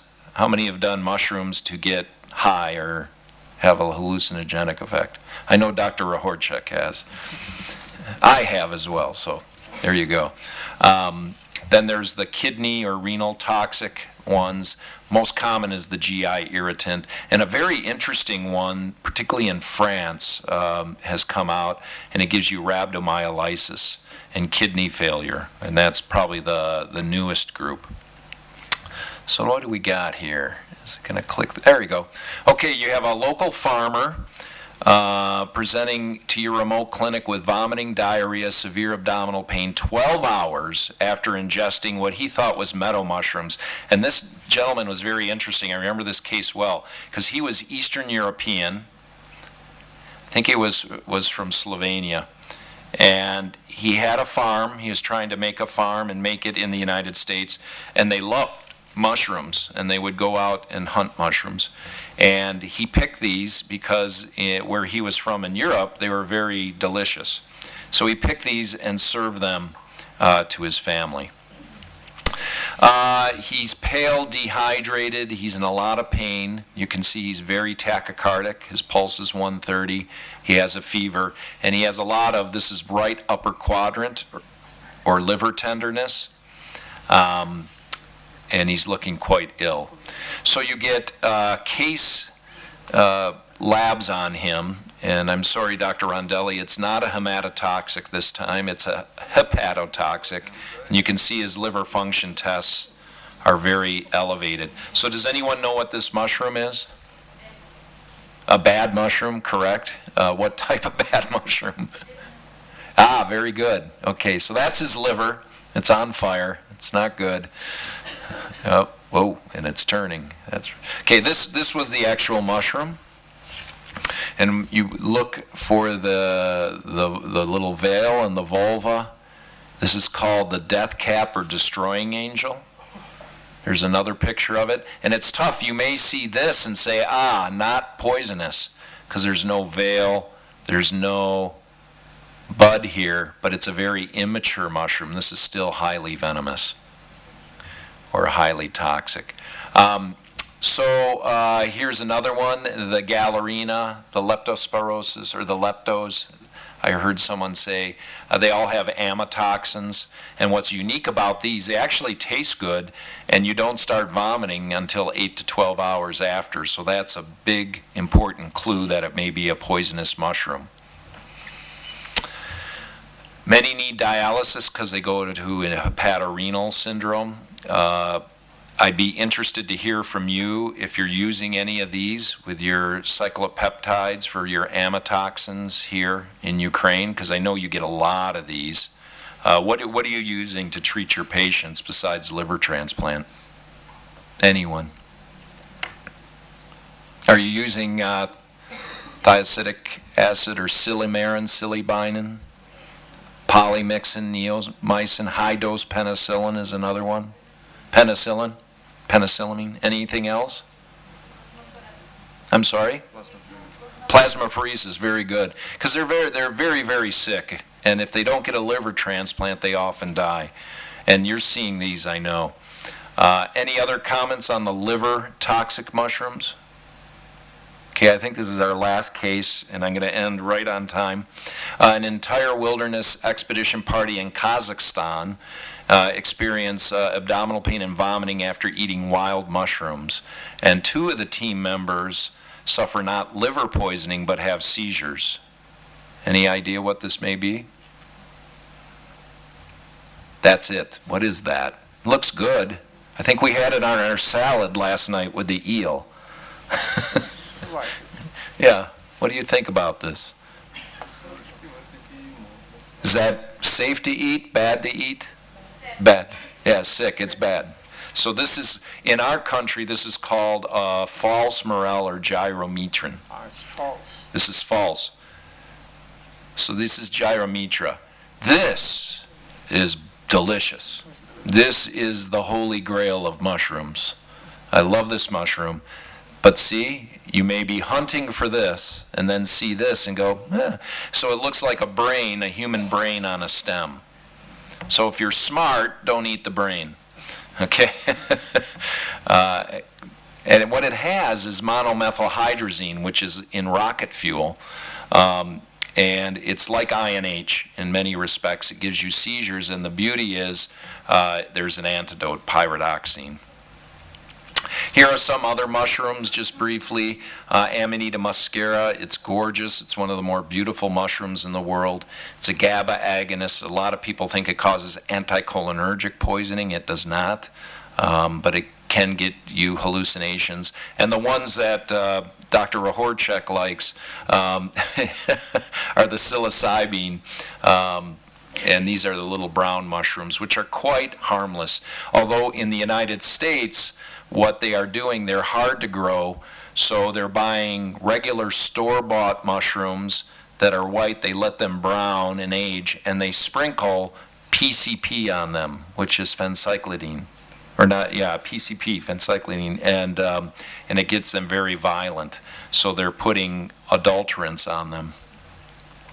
All right, last 2 slides. What's the only poisonous bird in the world? I've covered reptiles, aquatic, insects, amphibians. What about birds? Is there a poisonous bird? This is the natural toxin talk. There is one. This is it. Okay? This is in Papua New Guinea. Does anyone know what this bird is? It's called the patui bird. Patui, because the natives call it that because if they ingest it, it tastes so bad and burns, they spit it out. Patui. So it's called the patui bird. And someone, a young scientist from University of Chicago was in Papua New Guinea looking for herbal medications that may help with cancer therapy, and found a feather, a bright orange feather, and picked it up and said, oh, I want to take this home for my son. It's very colorful, it's beautiful. Then he sat down and ate his sandwich after touching the feather, and his sandwich tasted terrible and was very, very burning. And then he noticed that when he licked the feather, it was also very toxic. So he took it back, they analyzed it, and what's fascinating about this bird, this patui bird has the same poison as the poison arrow frog, bachrachatoxin. So if you think at some point either the birds migrated, and maybe this bird at some point ate a poison arrow frog, who knows, or at one point we were all one continent, but the same toxin that's in the poison arrow frog is in this very unique bird. It's just fascinating. And other than humans, because humans are very poisonous, Homo sapien is the most deadly animal. Is there a poisonous mammal in the world? Okay, you want a picture clue? Yeah, the duck-billed platypus has a little barb that's very venomous. So you may think it's cute. It looks like a duck. It looks like a beaver, and I want to cuddle with it. It's very deadly. So I think that's it, and it's exactly 1 o'clock, so right on time. So those are all the natural toxins from A to Z, from alpha, omega, A to Z. And we'll talk more things with biological agents, I think, after a coffee break. But any questions or comments about natural toxins that you see in Ukraine or that you've seen with your travels all over the world?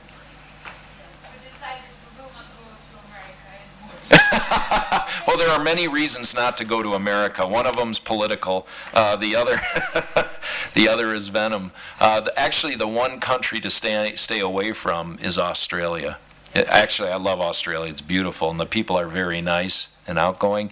But the most venomous creatures seem to have gathered in Australia. It's really quite fascinating. Yes. Thank you for this presentation. It's very interesting, but maybe you know and can tell us about methods.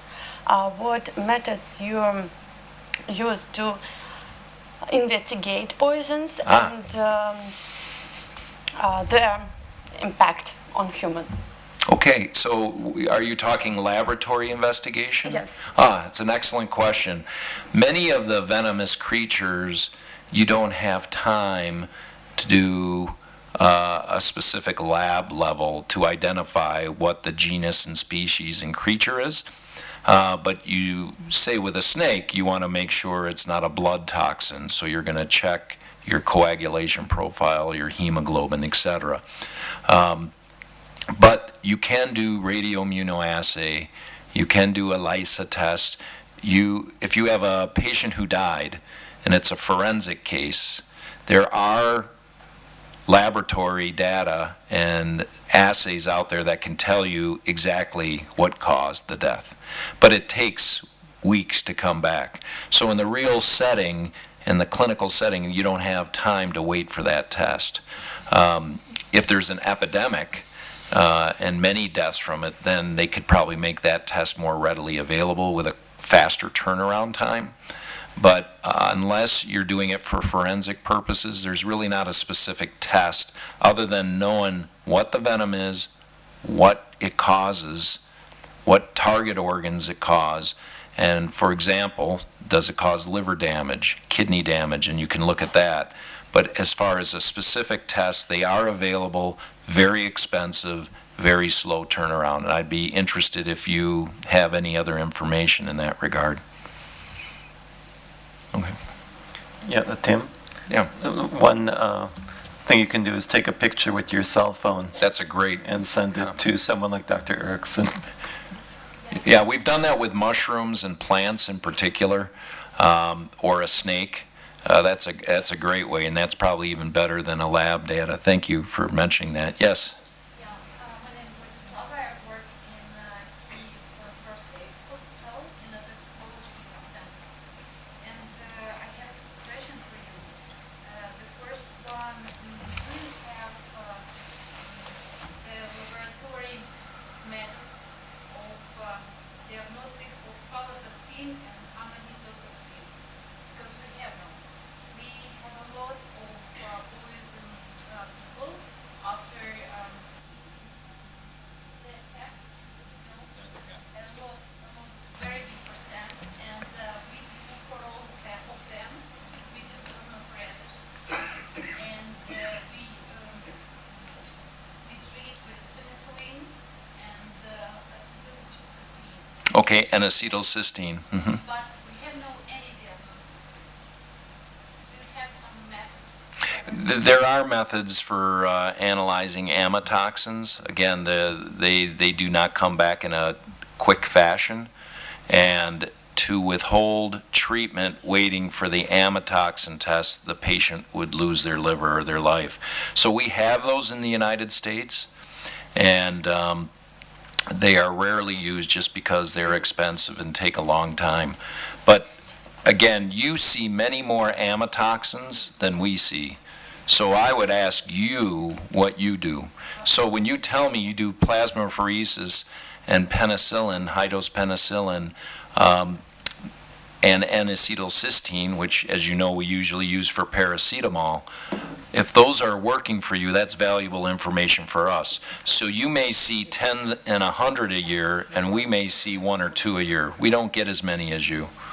Because, maybe 5 years ago we had a lot of death, so we began to make plasmapheresis and our state.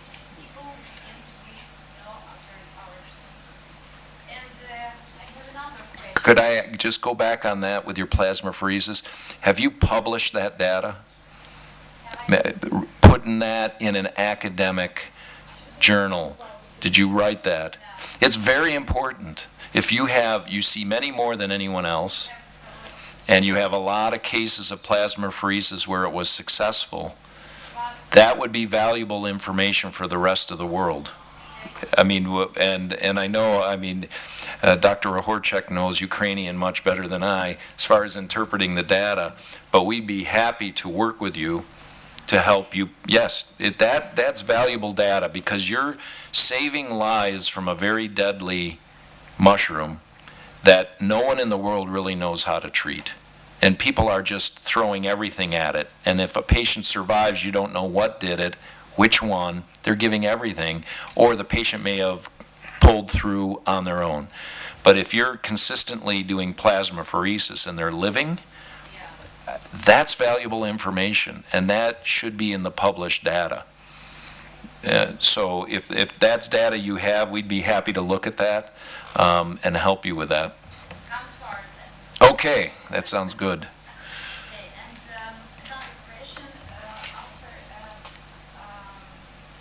bites of bees or spiders, you use calcium gluconate. Why? Very good. So it depends. So the question is about calcium. For spiders, particularly with black widow, it's a neurotoxin, and there is a large influx of calcium at the sarcoplasmic reticulum.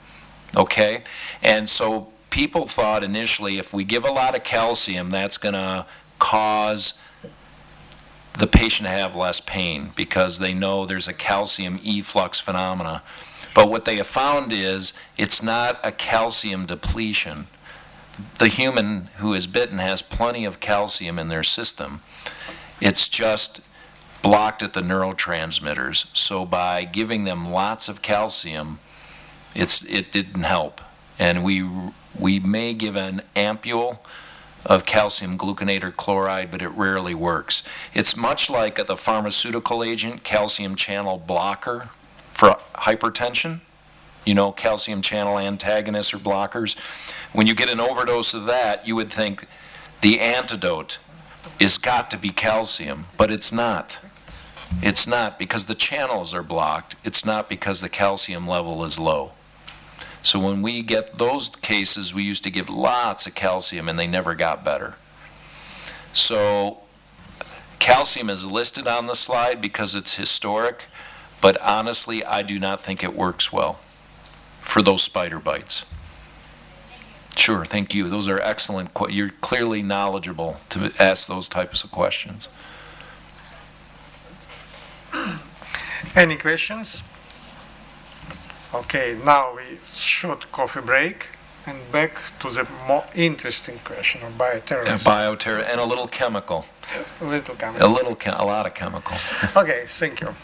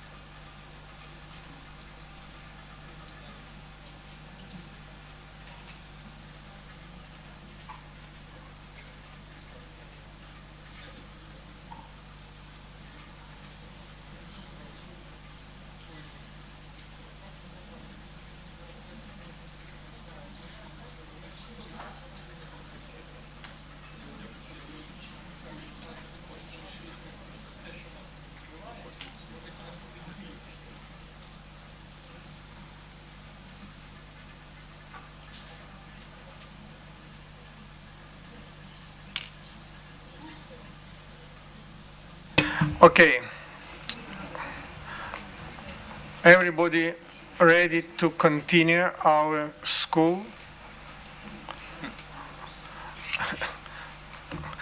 Okay, give a floor, Professor.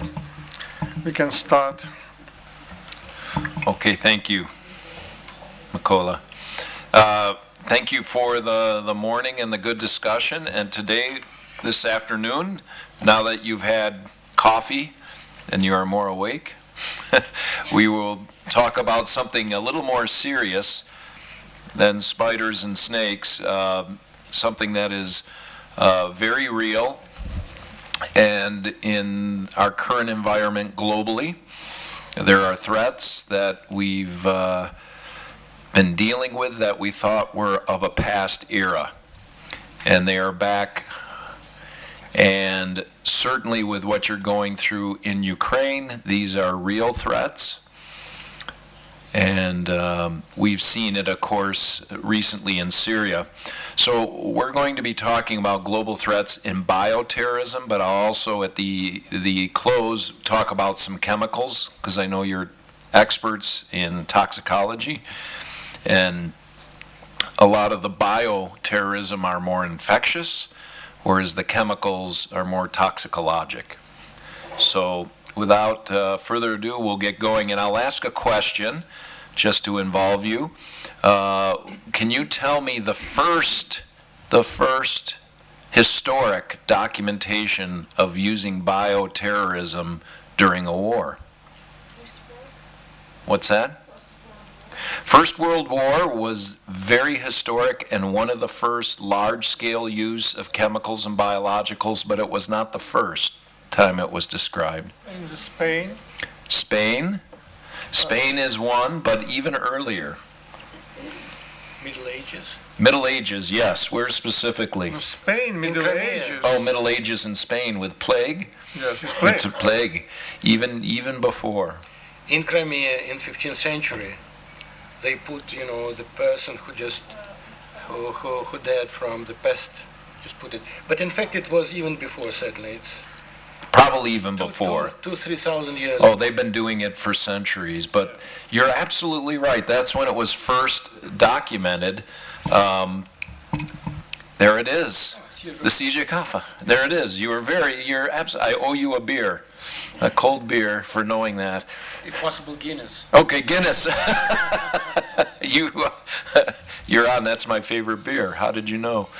So yeah, the Siege of Kaffa, and this has global implications, but it's also very close to home here. And it's exactly right. They would take victims of Black Death and catapult them to spread bioterrorism and infectious.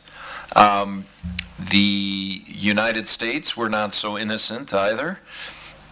There was an intentional campaign to give blankets and clothing to Native Americans, First Nation people.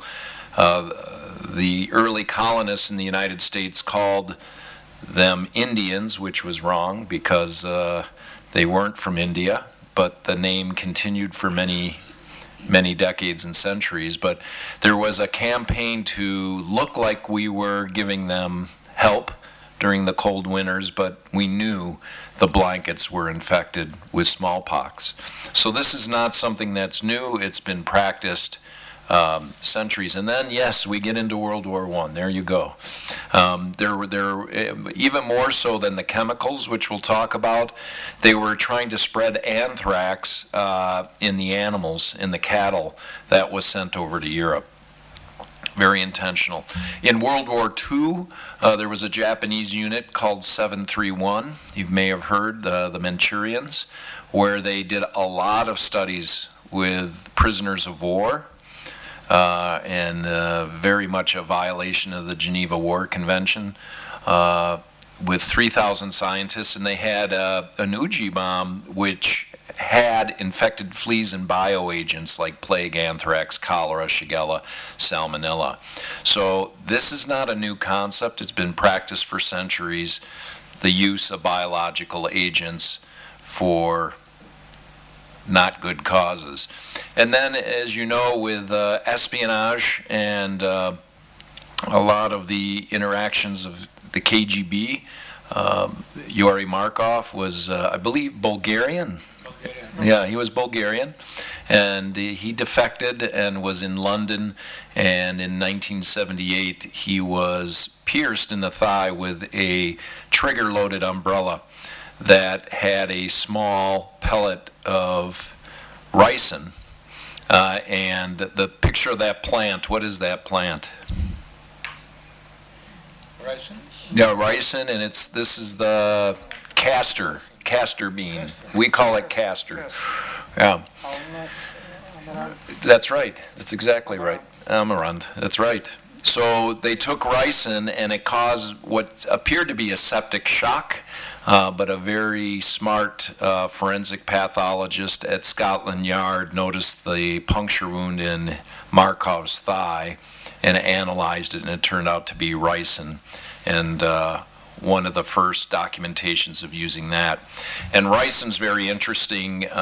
It causes cellular shutdown, much like septic shock, so it can be very deceptive. It's hard to detect. And as you can see, you have an A chain and a B chain that combines and targets the cell. In the United States in 1984 in Oregon, there was a cult group called the Bhagwan Shree group that contaminated many restaurants and doors with salmonella. And although there weren't a lot of deaths, or you could see many were ill, and then it became apparent that this was a way of using bioterrorism. And in Japan, with the Aram cult, we know them most famously for what chemical weapon? It's sarin. Sarin, that's exactly right.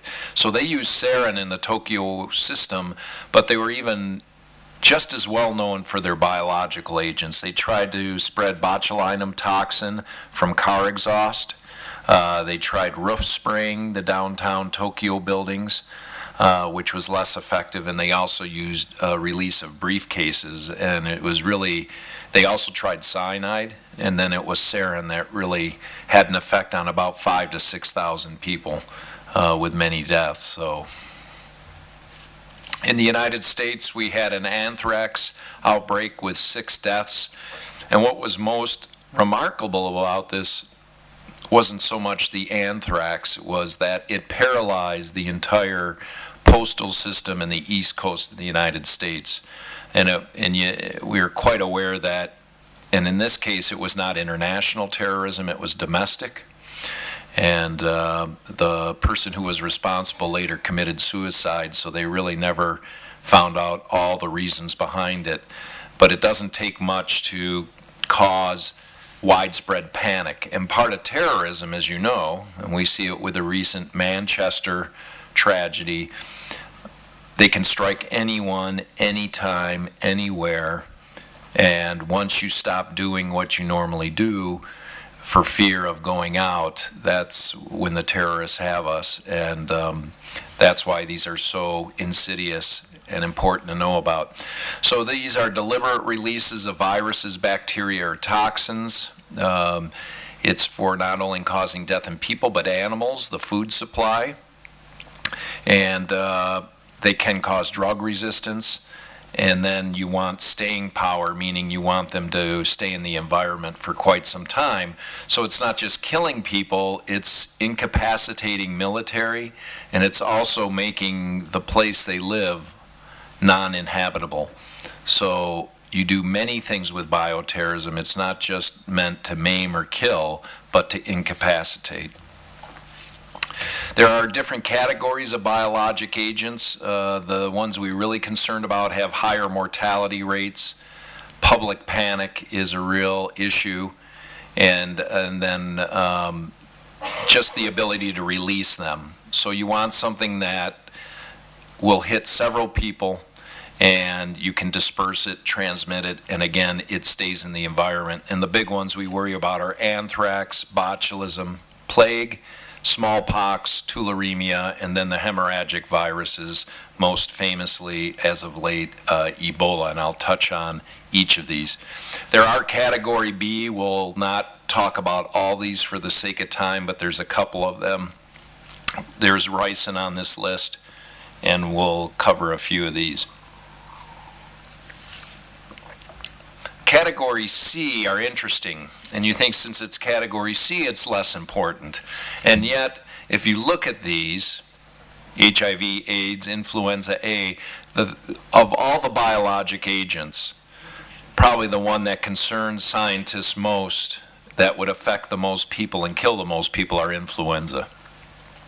And of course, SARS or coronavirus, there was quite an effect, particularly in the Orient. And this mosquito is just to wake you up. I know Mikola wanted me to talk about mosquito-borne. So insect vectors are hard to control, and with climate change, we're seeing more issues with dengue, malaria, Zika, chikungunya. And with Zika virus, what's the biggest concern? Why is everyone so frightened of Zika? Yeah, in the Americas, particularly in South America, Central America, what is the biggest concern? Because it's The babies? It's harder to pregnant woman, and the fetus is target in this case. Exactly. Virus. And what happens? Encephalopathy. Right, microencephaly, right. So, and it's a real concern. It's a real concern. Of course, food contamination is another. Water contamination we've talked about. And the way to disperse this is probably by inhalation, if you're thinking more terrorism. So things that could suggest, is it bioterrorism? An uncommon disease. Like if all of a sudden in Kiev there was a cholera epidemic, that makes no sense. No, it makes no sense. But in the southeast Ukraine, it's very important. It's very important. It could definitely happen.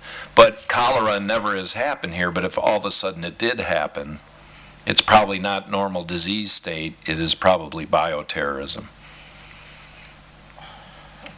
But it would be very difficult. It'd be uncommon. Okay, the differentiation between these two objects is quite unusual, because if it's not necessary to put the cholera vibrio to the water, Right. it's enough to create the condition to dissemination existing and grows the number of vibrions. It's another approach if you some epidemic zone put attention for create the condition. Right. It's bioterrorism. Very good. No, that's an excellent definition, and I totally agree. And that is I've never had it explained quite that way, but you're absolutely right.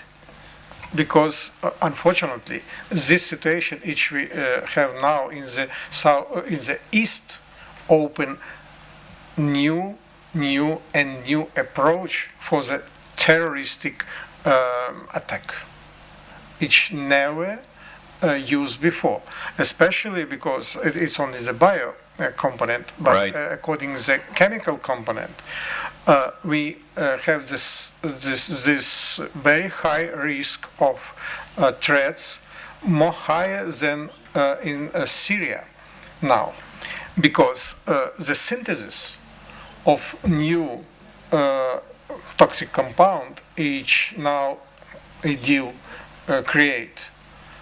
It's nothing if we compare the possibilities which we have in our east Right. east part of Ukraine.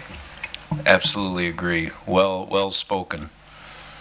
So, no, I love the interaction and I welcome it. I don't want to be just talking at you. So anytime anyone has a comment, and that's incredibly astute and stated very well and better even than this slide.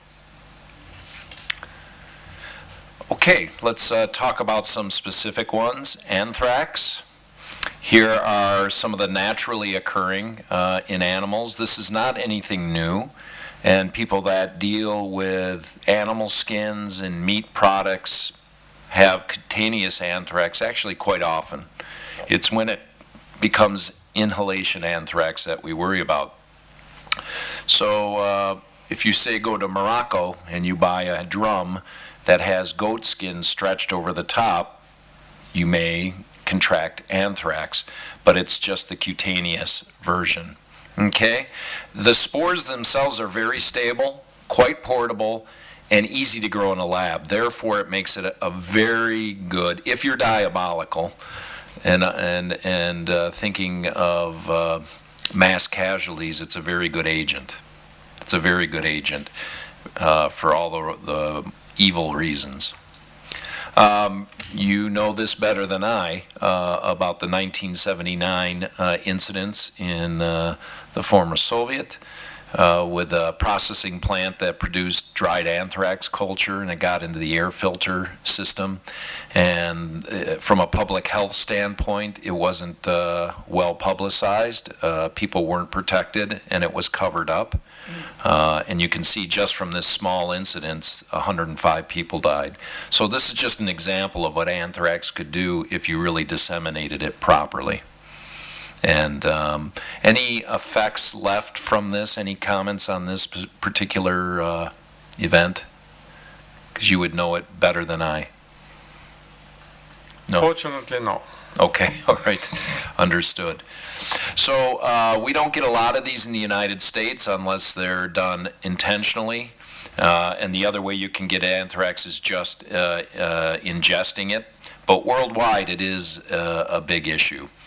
The spores are broken into the skin and they germinate. And what you look for, at least with the cutaneous form, are these eschars, or very black finding scabs on the skin. And here's a few more of them. I know these pictures are unsettling and are not good for the appetite, but as healthcare professionals, it's important we identify these early in the course.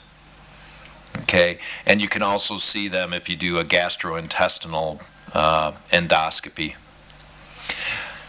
For bioterrorism, again, it's the inhalation. And occupationally, wool sorter's disease, or people that work with sheep, can get this occupationally, but the cases in the United States that occurred with the 11 deaths were all inhalational. And some of the clues that they had were on chest x-ray. You get a characteristic finding around the mediastinum, and then here on the CAT scan, or the computerized CAT scan, you can see the buildup here of the anthrax, and then you look at the hilar areas here. This is what it looks like microscopically. They're gram-positive rods, or box cars, kind of like train cars. That's very characteristic. And there is a vaccine that's been quite effective. You can see the inhalational model, it's 100% effective, and those that are occupationally exposed, about 92% effective. So we're prepared for anthrax. The problem with this, it's very expensive and not widely available. And the other thing you can do, of course, is antibiotics. And why 60 days? It seems like a long time to give an antibiotic. Does anyone know? Because it can restore, again to develop. Right, so the spores can regerminate and redevelop. Exactly. So 60. And there was a case in Germany that the patient survived and was on it for 60 days. So a lot of people said, well, if it worked in that one case, let's just make it 60. So this is probably a little more than is necessary. And when anthrax was a scare, Bayer, the pharmaceutical company out of Germany, was going to charge a lot of money for ciprofloxacin and make a lot of money. And basically they were told from a public health standpoint, you can't charge that much. There are alternatives that are less expensive, like doxycycline, and you can see levofloxacin and amoxicillin. Okay, that's anthrax. Now moving on to a striking bioterroristic agent that has a lot of historic perspective is smallpox. and we all recognize those vesicular lesions. So this has been well documented for centuries, as early as 4000 BC in China, India, Middle East, and Africa. The Crusaders talked about it, bringing it back to Europe. A lot of the Europeans that settled in Central and South America delivered smallpox, either intentionally or unintentionally, to the natives there. The entire Inca Empire was more or less wiped out because of smallpox. And it continues to be a threat. How many have had a smallpox vaccination? In the United States, there was a big campaign when I was very young. Everyone got it, and then no one got it. And now that the threat is that it could be there, should we be giving it to everyone? What do you think about that? It's a big problem, real big problem, because it's the epidemic again. It'll be an epidemic again. It is a problem. And they say you have a couple of days to give it, but can you imagine if Kiev had a smallpox outbreak and everyone was told you have 2 days to get the vaccine? It would be mass hysteria. And yet, why don't we vaccinate everyone? Because nobody ill, and it's circulate only in a human smallpox. So it's not in nature, only in a human. That's correct. So we've had it eradicated. It's not in the human. You're absolutely right. No one has it. However, in the laboratory, we do have it. We do have it. And if you give the vaccine a very small percentage, some say 0.3%, some say 3%, will actually get smallpox or a subacute version of it. So why give, if you give 1 million people this vaccine, you may have 30,000 that develop smallpox, depending on the percentage you use. So it's very controversial. You have a comment on that? Or? I just wanted to ask, just please switch on your mic for everybody to listen what you're saying. When you talk, if you could switch on your microphone. Switch microphone Because you have, The people can hear you, you know? yeah, because you have very, very astute things to say. Fortunately, all the people know this Yeah. information because very high educated according to smallpox. Oh yeah, you know this very, very well. So person to person, we worry about the scabs and the contamination, but very disfiguring. During the incubation period, it's not contagious, but once they get small red spots on the tongue and mouth, you know it's highly contagious. And here is the progression. Again, we haven't seen this for decades, but we still have the potential, because as you stated, we still have smallpox in labs. Unlike chickenpox or varicella, smallpox is much more diffuse, where it's more truncal located with chickenpox or varicella. Anyone know about this story? This is really interesting. So Jenner noticed that cow maids who would milk cows would get pock marks from cowpox, but would not get smallpox like the rest of the people did, or a very mild form of it. So he had the idea of taking cowpox and inoculating people to see if they would actually be able to avoid smallpox. So it was one of the first vaccination programs ever developed. And the story behind the story is, do you know who this is? First patient, and who was it? Jenner used his own children as the first study subjects. So he was apparently very convinced, or not a very good father. I don't know what it was. But, and here you go. So the vaccine gives you immunity for 3 to 5 years, but it takes 3 to 4 days. There is an antiviral that's beneficial only in the first 2 days post-exposure, and then there's a better vaccine, the VIG, which gives you a 3-fold decrease in the incidence and mortality, but very, very limited supply, at least in the United States and worldwide. Okay, you know smallpox well. Again, a thing of the past, but it's still a possibility. And when it spreads exponentially. Okay, the plague. Now this is just Renaissance. We talked about kapha. Is this a concern?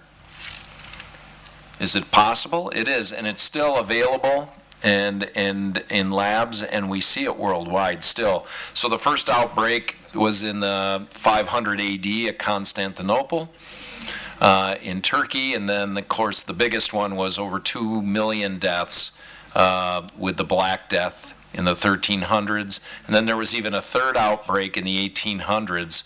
A lot of people don't know about this one. It killed 12 million people, and we always talk about the one in the Renaissance. It affected a lot more people, but this was pretty major, and not that long ago.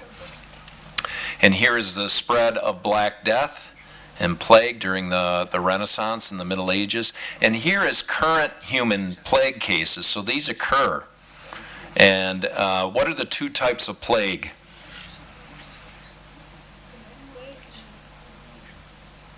So there's pneumonic and bubonic, right? In the United States, there's a clustering, we call it the Four Corners. This is Utah, Colorado, Arizona, New Mexico. In the Four Corners of the southwest United States, we have a mini epidemic of bubonic plague. Does anyone know where it's coming from? Right here. The ground squirrel. It's also called the prairie dog. But in the Renaissance times, in the Middle Ages, it was more from rats with the fleas. And you worry about bubonic, but with bioterrorism, we're more concerned about inhalational, particularly if it's delivered properly. Yersinia pestis is the genus and species, contagious person to person, very high mortality rate if untreated. In the Middle Ages, they had no antibiotics, so many people suffered and died from it. But now with proper antibiotics, it's actually quite treatable. But this is what we're most concerned about right here. It's very easily disseminated as an aerosol. So if you had access to this, and say you went over a sports stadium, a large football game, Euro Cup, and sprayed this, maybe with, say, a crop duster type mechanism, it could be very deadly and effective. So again, the difference between bubonic and pneumonic plague, and it can cause septicemia. And one of the tall tale signs is hemoptysis, or you're coughing up blood. Unlike the boxcars of anthrax, under a microscope with microbiology, these look like safety pins. A little different, okay? Very characteristic of Yersinia. So treatment, streptomycin, gentamicin, and we can also prophylax. Cipro probably works very well as it does with anthrax, so that's a good way to go. And there is a killed virus, but it needs to be given every 6 months, so it's not practical at all. I guess if we had another huge epidemic, it would make sense. But at this point, it's so short-lived that people are not getting it. And what is the word, remember quarantine? Have you heard the phrase, you quarantine someone? What does that mean? It's the name of the city. It is, yes, it's the name of a city in Italian. That's right. The cora, and what in Italian, cora is 40. It's 40, very good. Serge, nice job. I owe you a Guinness. So it's 40. So what they would do, someone who was sick, they would quarantine them for 40 days, and if they lived, they could go back out into the public. If they died, then they died and they were buried to prevent the spread. So quarantine, when you hear of quarantining someone, it means 40 days. Okay, that's plague. Now tularemia, what do you know about this? It's from Francelia, tularemia. And it's not just rabbits. Rabbits often get blamed for this. It's tick-borne. Remember we talked about how tick-borne illnesses are increasing now with climate change. And the Japanese in particularly, the 731 unit was looking at tularemia as a biological agent in World War II. It is found all over the world still today. And in fact, one of the great cases was right up around where I live in Boston at Martha's Vineyard. They found landscapers with tularemia. And it turned out the landscapers were running over rabbits with lawnmower equipment and motorized, and they would chew up the rabbit, and all the fur would go everywhere, and they would inhale it. So there was a large tularemia outbreak in my area. And here's some other cases in the United States. So again, it's the dog tick and also Ixodes, which is the tick that Ixodes scapularis and pacificus spreads Lyme disease. But then it gets into many, many mammals, and the classic one is rabbit, but it's also in beavers and prairie dogs. And occupationally, hunters, butchers, wool sorters are all susceptible. Again, landscapers, because of the rabbits. And it can be used as bioterrorism agent. What makes it effective is large quantities are produced easily.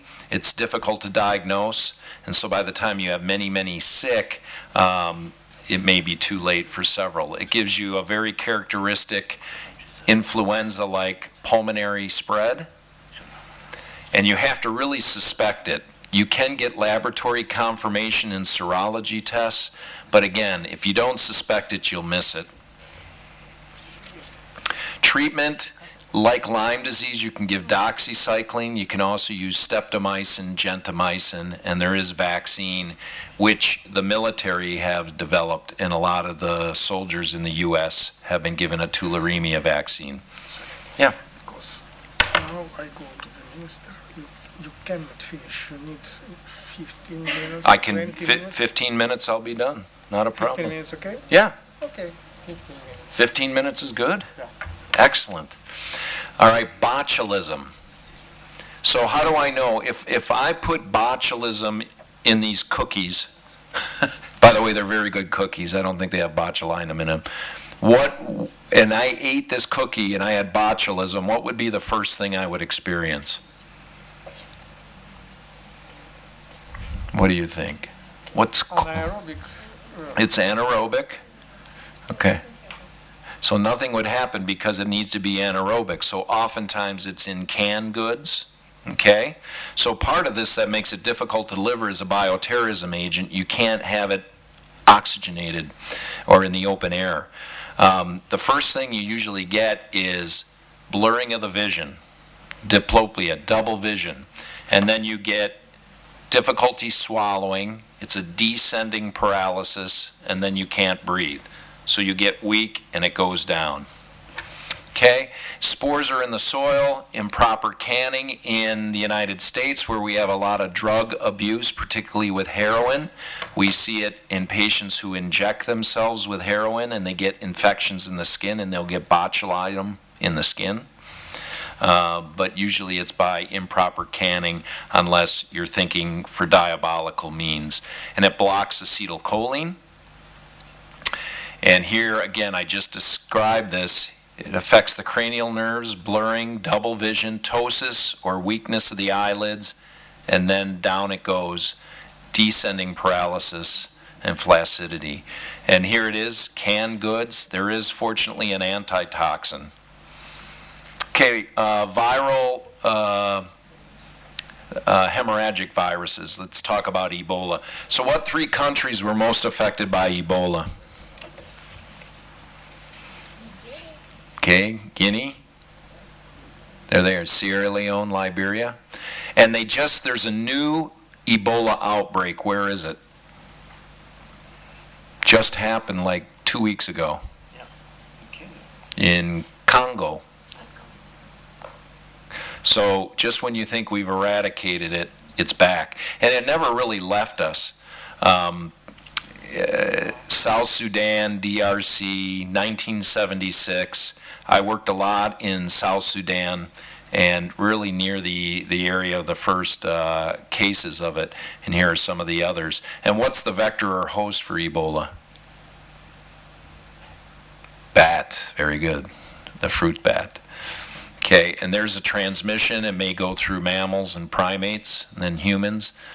It's a single-stranded RNA genome. It's very fragile, actually. It's not a hardy virus at all. But once it gets into the system, it really causes a cascade of septicemia and cytotoxicity. So even, again, infectious disease is toxicity. So All the world is toxicology, right? Incubation period is 7 to 21 days. There's the peaks of when it hits.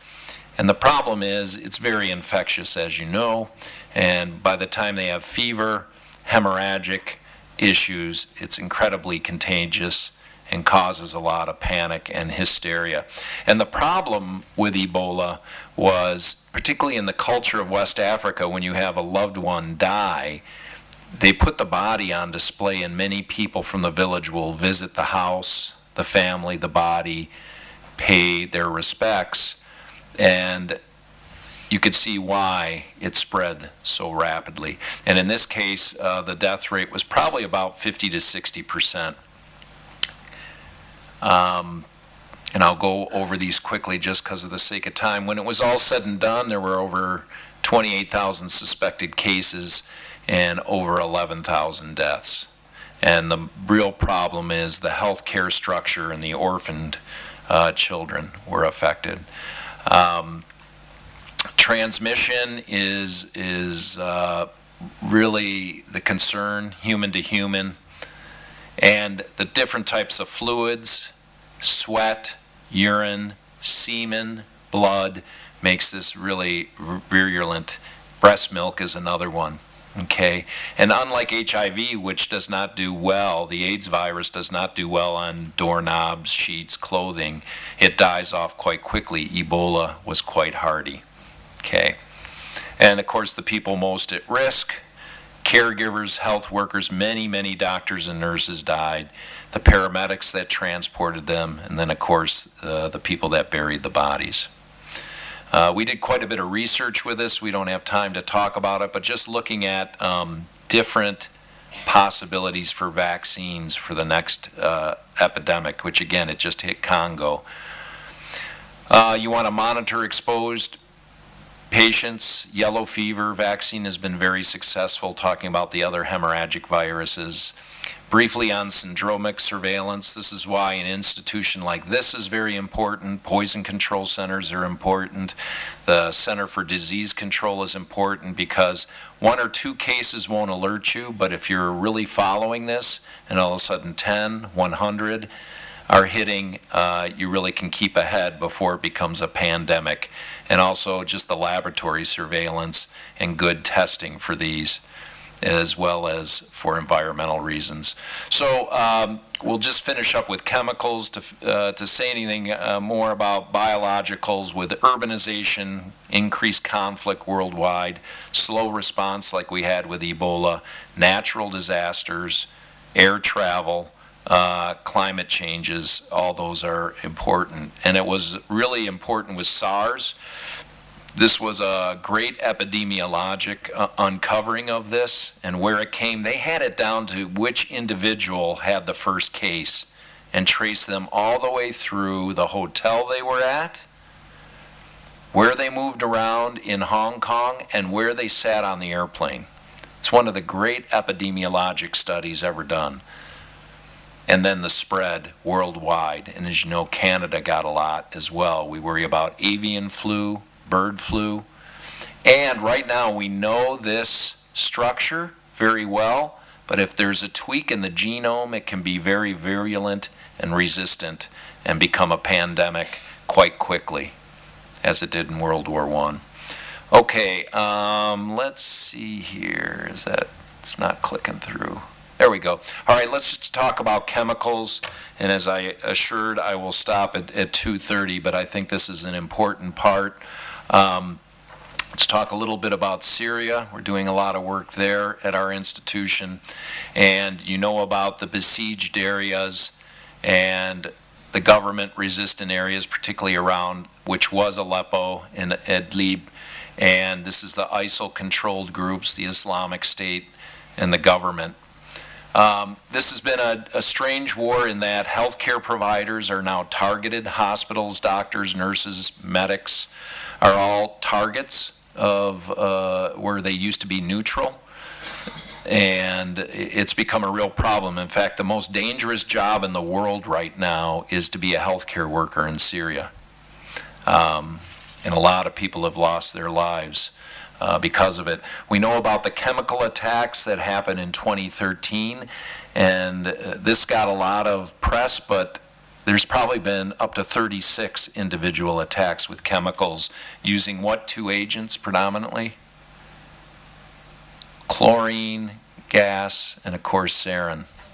So here's World War I. We know about the use of chlorine gas, mustard agents, phosgene. Over 100,000 troops lost their lives.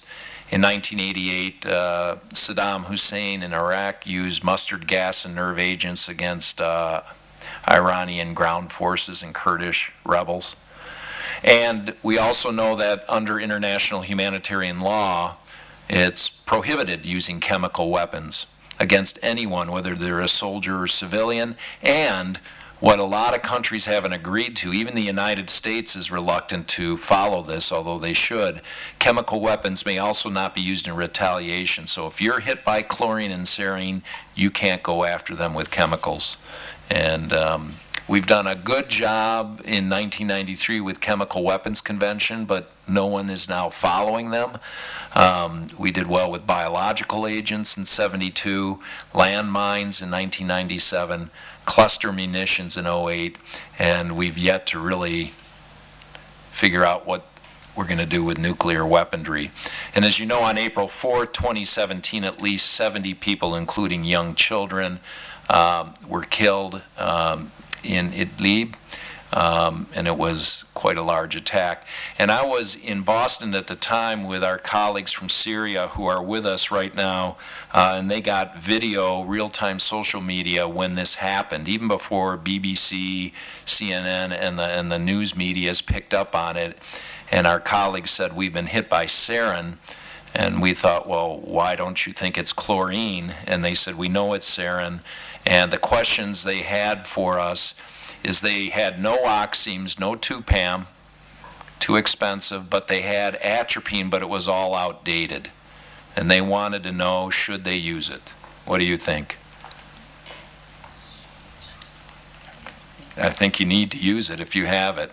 They also wanted to know when it was safe to return to their home. So here's just part of a video. I won't show it all because of the sake of time, but there's several disturbing things about the video. This happened in April of 2017. This is not just a concern for Syria, it's a concern for Ukraine, it's a concern for several places worldwide, that the chemical conventions, I think there it goes, is it going? May have hiccuped a little bit there. Oh, now it's going, okay. Oh, now it's going. And I just want to show a couple of things here.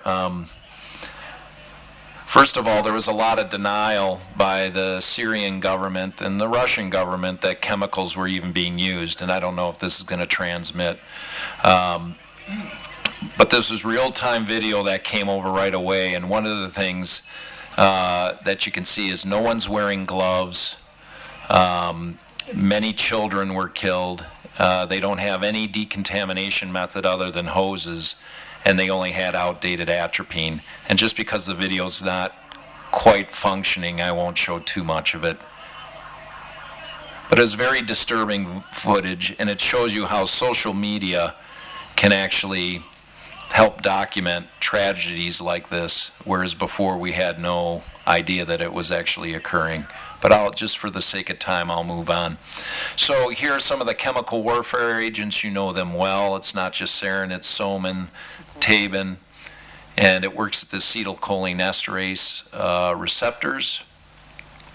VX is probably the deadliest one, and we blame a lot of the nerve agents on Germany, who developed them in World War II.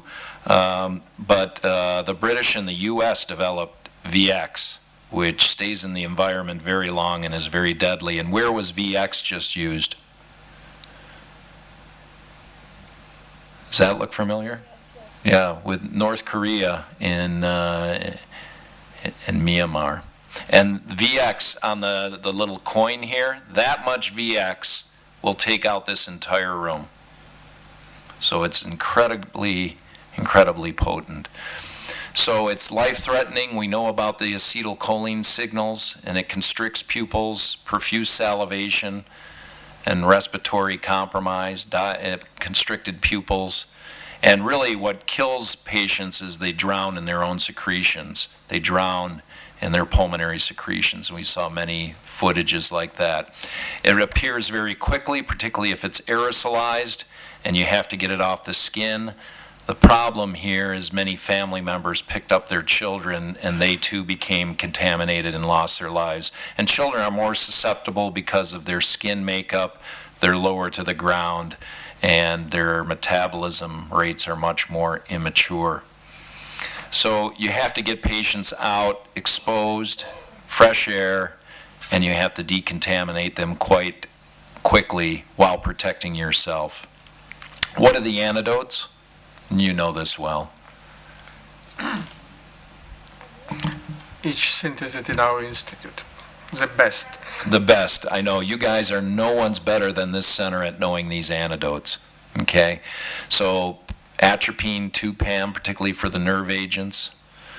Okay? And these auto-injectors are they're probably underdosing. You probably need 3 of these per soldier or per victim. So that's one problem. And when you run out, say you run out of atropine and 2-PAM, what do you use? What are some alternatives? Another cholinesterase reactivator. That's correct. Correct. So you're working with nicotinic receptors. You know this well, muscarinic. Atropine works here. The thioxines work here. And you may need large doses of atropine, not 1 or 2 auto-injectors, sometimes grams of atropine. And most low to middle income countries like Syria, they don't have 2-PAM. It's just too expensive. And so we need ways of identifying chemical agents. In this particular case, it was through video, but we need better environmental surveillance. We need to make sure that civilians, not just the military, are better equipped. And here are some of the other things you can do. Atropine, you can give diazepam or Valium. Diphenhydramine actually can be effective. And here are some of the oximes that you were referring to. And this may even be cheaper than paralidoxime. And dangers of rescuers and grieving families. The families in Syria were told your child is comatose and they'll wake up in 48 hours. So not to worry. And they would take their children home thinking they would wake up again. Of course they didn't. And also the family got infected. Really tragedy. So when I get back to the United States on the 6th of June, I'm going to Washington, D.C. with our Congress to talk about what the U.S. role is in chemical weaponry and how we have to be better and about identifying it and providing antidotes and really holding those accountable who are doing this. Support refugees and other victims of these attacks. And we also have to reduce our own stockpile. The U.S. has a lot of comments about other people reducing nuclear arms and chemical weaponry, and yet we won't reduce our own. So we have to lead by example. So we're doing a lot in our initiative with Syria. And again, it's not just Syria. There's many threats. And with the east part of Ukraine, Crimea, certainly that has to be a concern. And people are not following Geneva Convention rules these days. Tragically, they're ignoring them or are not aware of them, and it's just becoming a real threat. So I want to end right there on time and appreciate any comments. Thank you. We would like to say thank you. Okay, very small comments. Because the situation in the east of Ukraine is dangerous, but one of the threats is using possibility chemical weapons like sarin. We need to be prepared, first of all, to equip our soldiers and civilians effective antidote. Unfortunately, our program, which we propose previous 15 years, not accepted by government. I hope that thanks the participation in this conference, the Secretary of Special Biosecurity Commission in the Security Council of Ukraine, Professor Komisarenko, we can push this problem, because now it's very, very actual. Thank you very much, Professor Eriksson, for this modern knowledge about the situation in the bioterrorism problem in the world, not only in some country, but in the world. Unfortunately, we need to finish according to our program. I invite who is interested to the tour around our labs, and everybody who give us your name in anket can give the certificate of the participation of this conference. Thank you very much for your participation, and welcome to next winter International Toxicology School. Thank you.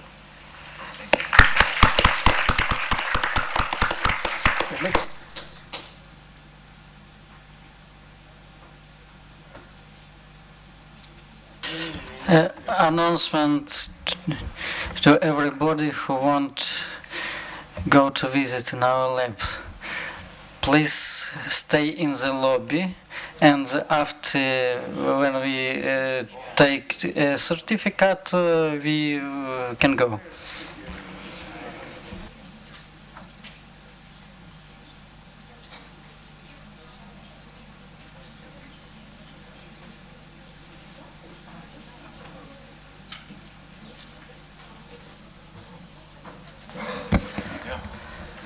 Okay, we are ready. We are ready to distribute certificates.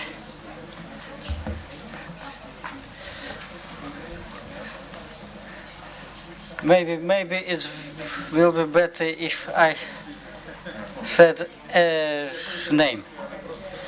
Mr. Sergiyenko. No? Падалка. Victor Падалка. Nedashkivsky. Not here, Nedashkivsky. Олеся Іванко. No? Тетяна Ірочка. Уляна Протасевич. Валентина Нагорова. Шуляк. Так, називайте Іванко. Є. Іван Кочуенко. Лісовська. Вікторія Йода. Ну? Нахія. Тут колеги з Білорусі. Владимир Романов. А вот там один. Какая из Виктории? Падалка или Йода? Йода? Йода. А, там девчата. Забрали. Владислав Золотар. Давайте золотаря. Яна Колянчик. Важлей. Дважды. Да. Стосово може. Да. Артемчук. Маргун. Сергій Маргун. Балан. Михайло Бадюк. Михайло Бадюк. Михайло.